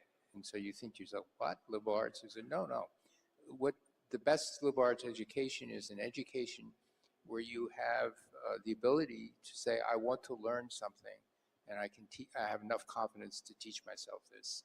And so, and it's, when you're hearing people talk about how physicists become good astronomers, actually, physicists become really good biologists. I've been in biology for now 30 plus years, and I slowly began to realize that many of the Nobel laureates in biology are actually physicists. Yeah. And the ones I produce that go into biology, they look at the world differently. And it's something really good that you should take to heart. That your training is going to be very, very precious because it is so rigorous and it doesn't mess around. And appreciate that you can do things, and hopefully you have the confidence to say, I wanted to do this, I want to learn that. And so it is a great education for all of you. Right, yeah, so I just wanted to add that when I talk to actually people who went to industry, they say that one of the things that they appreciated in industry is the approach for physicists to go to fundamental principle. So when you encounter some difficult problem, it doesn't have to be actually scientific problem, but then you try to understand going down to fundamental problem, and then try to build that from bottom up. And such experience is given in physics research, and so that might be one of the ways that physicists are very useful, not only in physics, but in biology also. Certainly true. Many physicists moved to biology. I mean, Max Delbruck, Gilbert, Francis Crick, and Steve, it's a long list. It's very successful, sometimes both directions. So you should think about it. And it doesn't go the other way. It doesn't go the other It's like a diode. If you're a good biologist and you say, I want to be a star physicist, I don't actually know of many examples, or if any, right? None that I know of. So again, it's one way. So again, it shows the strength of the training and the education. I just discovered, actually, this panel is made by 100% physicists. So no wonder, actually, we resonate with each other and also resonate with some of the colleagues here. But let me broaden that a little bit, more basic science, come back to this. We can all agree basic science is important, is not only for knowledge creation and so on, but also it's as simple as a human aspiration, that for many years we want to learn things, we want to go to Mars and all of this. That actually is something very, very important for humanity to develop and so on. But being here with 300, 400 colleagues here, we're all fundamentalists and doing things and so on. But that doesn't solve one problem. The problem is we're facing today. In US or in other part of the world, that funding, people think that, well, if you're doing something useful, and we would like to fund it, even in Hong Kong, I can see a lot of signature of that. When I do fundraising, people always ask me, well, if you do this for medical treatment, we would love to donate to you. But if you do cosmology and so on, well, what is that useful for me? No, this is for laymen in the society, and some of the people in for example, now US, we see there's a major funding cuts and likely fundamental science will be affected and so on. So that brings a very important issue, that is how scientists to reach out to the public, to educate, lobby, and whatever that we have to reach out. Otherwise, we can resonate ourselves here within 400 people, but it doesn't make much of the fact that I remember when I was working at the UC Berkeley, and I also have a joint appointment at LBL. Steve was the director of the lab. I'm not sure Steve was responsible for that Saturday morning science talk. I don't know, maybe he initiated or some of colleagues initiated. It was beautiful. All the citizens from Bay Area, come to LBL and listen. All the scientists have to give these talks in a layman term, very simple language and so on. And that creates a huge impact, not only for parents, but also generally when you have scientific initiative or even when you build something and people used to could rise up to against that, but now that could be the other side of the equation where people say, well, science is important. The same thing is true. We like to see more scientists going to different avenues, like Steve was as the Secretary of Energy in the government. He made a tremendous impact for the energy, not only research, but also industry transformation and so on. So I remember 10 years ago, somebody told me that in US Congress, only one actually congressman are basic scientists. There are some are engineers. But if you think about one out of maybe 200 some congressmen, this is very little. This person can jump up and down and so on, say science is important and so on, but he only have one vote. So what I'm trying to say is reach out to the public, to some extent going to the government, even talk to politicians really can make a difference in terms of how the science, impact the world and, as simple as secure more funding for our community. So that's my 2 cents. Thank you. Oh, Actually, it was a very conscious effort on my part to do the Saturday thing. Yeah, and so because I thought it was very important for scientists to reach out and to show people how exciting it was. We also had programs to reach into high schools, and because high school teachers especially, it's a thankless job. And so I said, we have to give them moral support. We have to go and into their classroom and tell them how important it is to remind them what they're doing, because we all started in grade school, junior high school, high school. I mean, it's usually where, if it's not our parents, it's that inspirational teacher in K through 12. And so this is another thing that is very, very important, that you think about how to reach out. And despite all this crazy stuff going on in the United States, there is one good thing about it, because we were taking things for granted, right? And we should really think about, ultimately the basic science leads to things. What drives us is really curiosity. And by the way, we shouldn't say that only physics does basic science. There's basic chemistry too, even basic biology, but basic science in general. And so it's very important to think about what you're doing and to talk to a lay audience about what you're doing, because it actually helps you think clearly about why you're doing it, as you pointed out.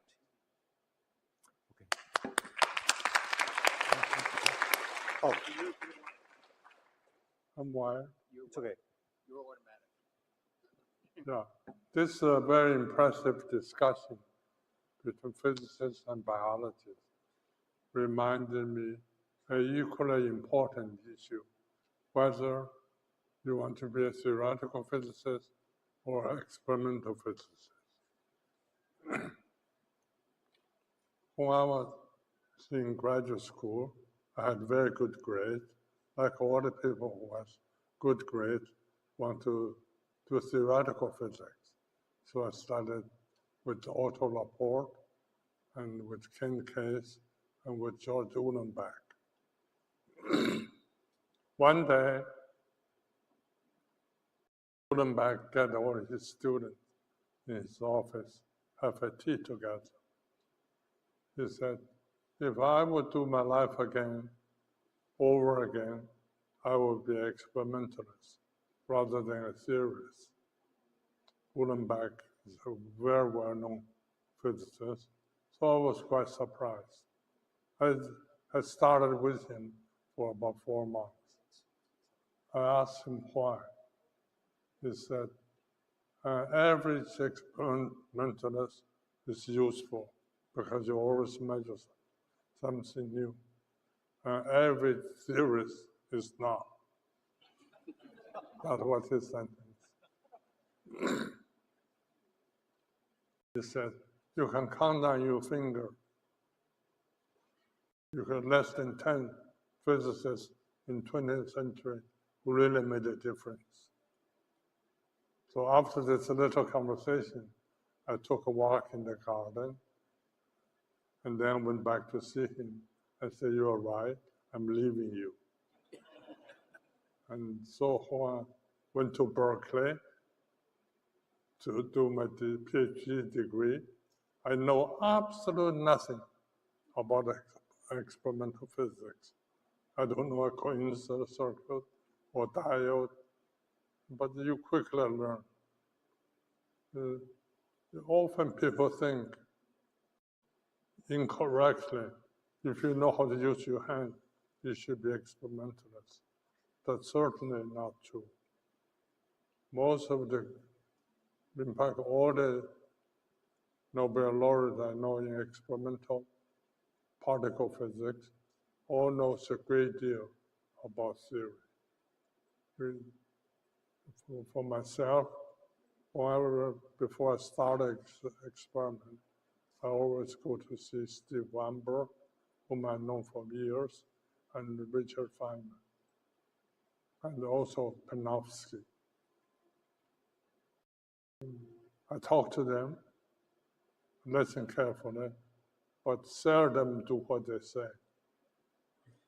I think for experimentalists, you do need to understand theory, but more important, to keep your own judgment. So if you are a theorist now, remember what I said tonight. Thank you. Okay, so we will now open to the floor. We will welcome questions. Let me. While you're thinking, I have a very funny story to tell you. Xian Yang, many years ago, and he said to me, Steve, I have to tell you that I really wanted to be an experimentalist. And I said, what do you mean? Even when you were an undergraduate, he was a classmate of my mother, you were a brilliant mathematical person. It was clear, everybody thought you would get, my mother said, we all thought he was going to get a Nobel Prize. And so he goes, and so I said, why do you want to be an experimentalist? You're so brilliant mathematically. And he said that experiment is the heart of physics. And I wanted to be at the heart of physics. And he went on to tell me, he tried desperately to become an experimentalist. And he said, you know, at the beginning, there are two jobs when you have a vacuum chamber. One job is to look at the meter and go tap, tap, tap, and the other person squirts acetone. And he says the skilled job is squirting acetone. The stupid job is tapping the meter to see if the thing flickers. He said, I never graduated to the skilled job. and then he said, and it got really bad because when there was a vacuum implosion, it got to be where there's a bang, there's a yang. So then, so then it goes on. So you know, he's struggling, and finally, I think it was Edward Teller says, "Look, you're brilliant. You work with me. Stop this experimental stuff. You'll get a PhD in 1 year," which he did. but again, he was telling me, it is in the heart of science, in the heart of physics, and it really. I think is true, being an experimentalist.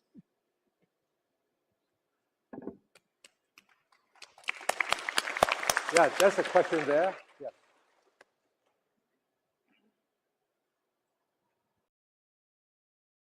Thank you, professors. And I have two questions. The first question is, what do you think is the future of experimental high linear physics? And the second is, what are your suggestions for the young people who want to devote themselves to the experimental high linear physics? Thank you. I think Yifang.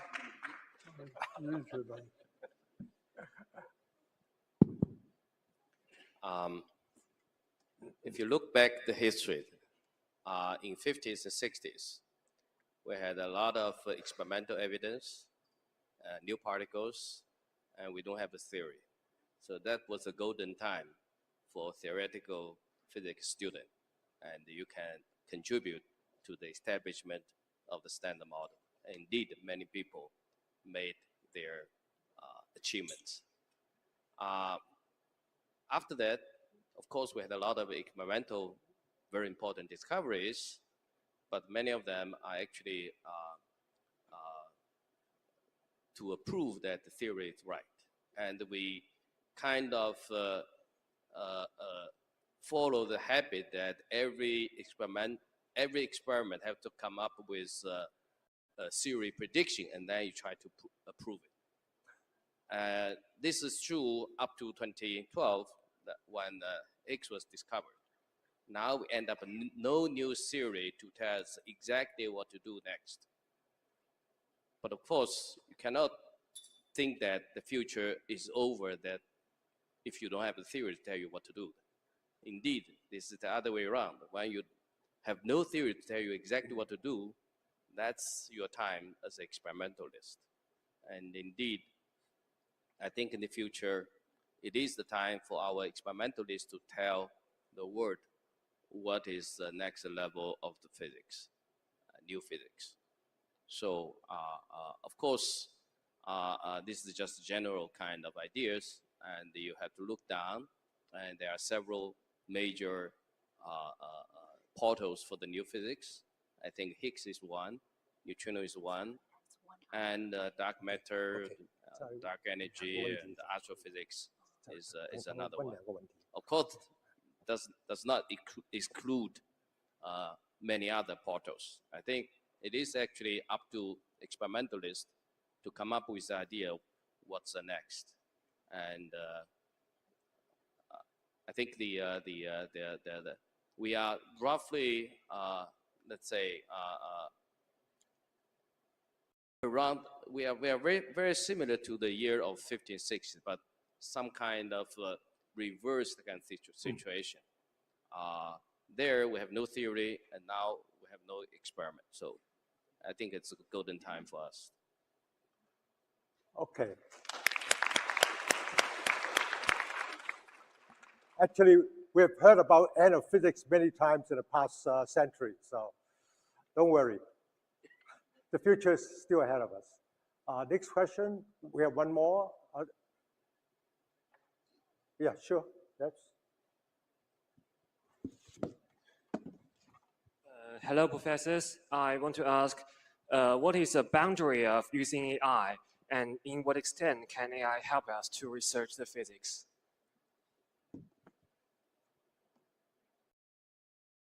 Want to answer?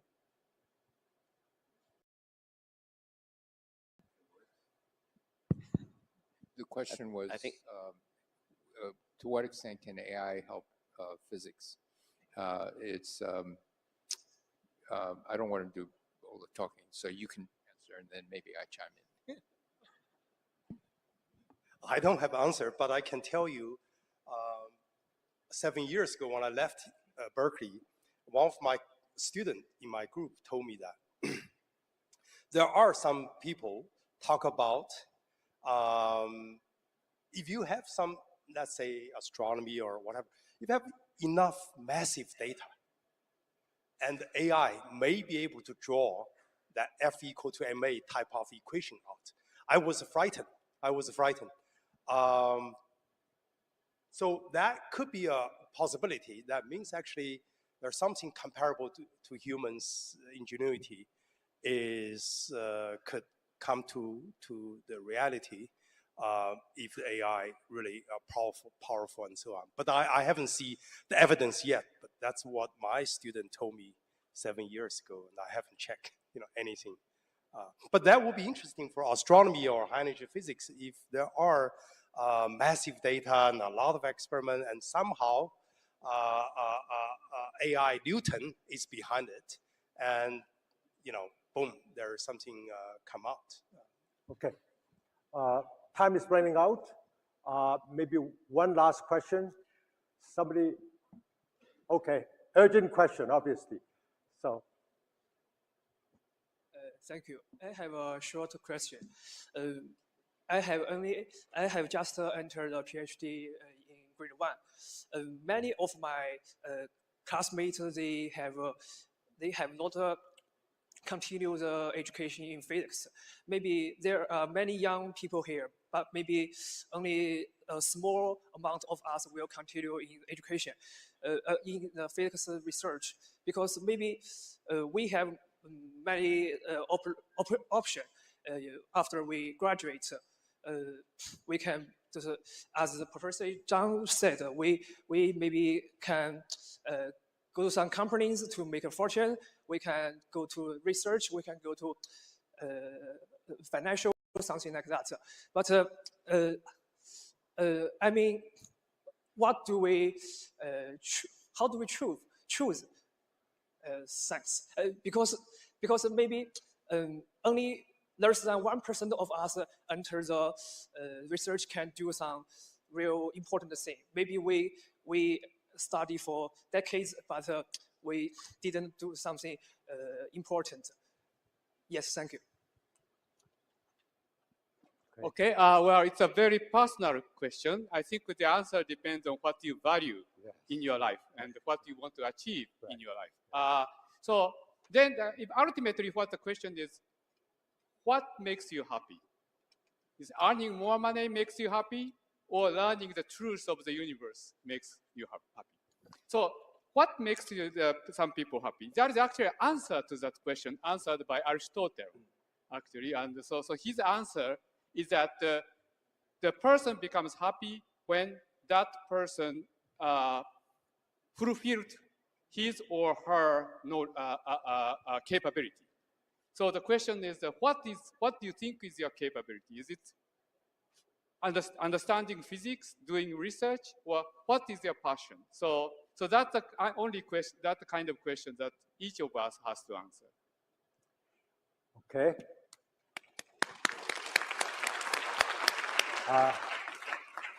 Okay, let's thank the panel for this lively discussions and enjoy the rest of the evening, please.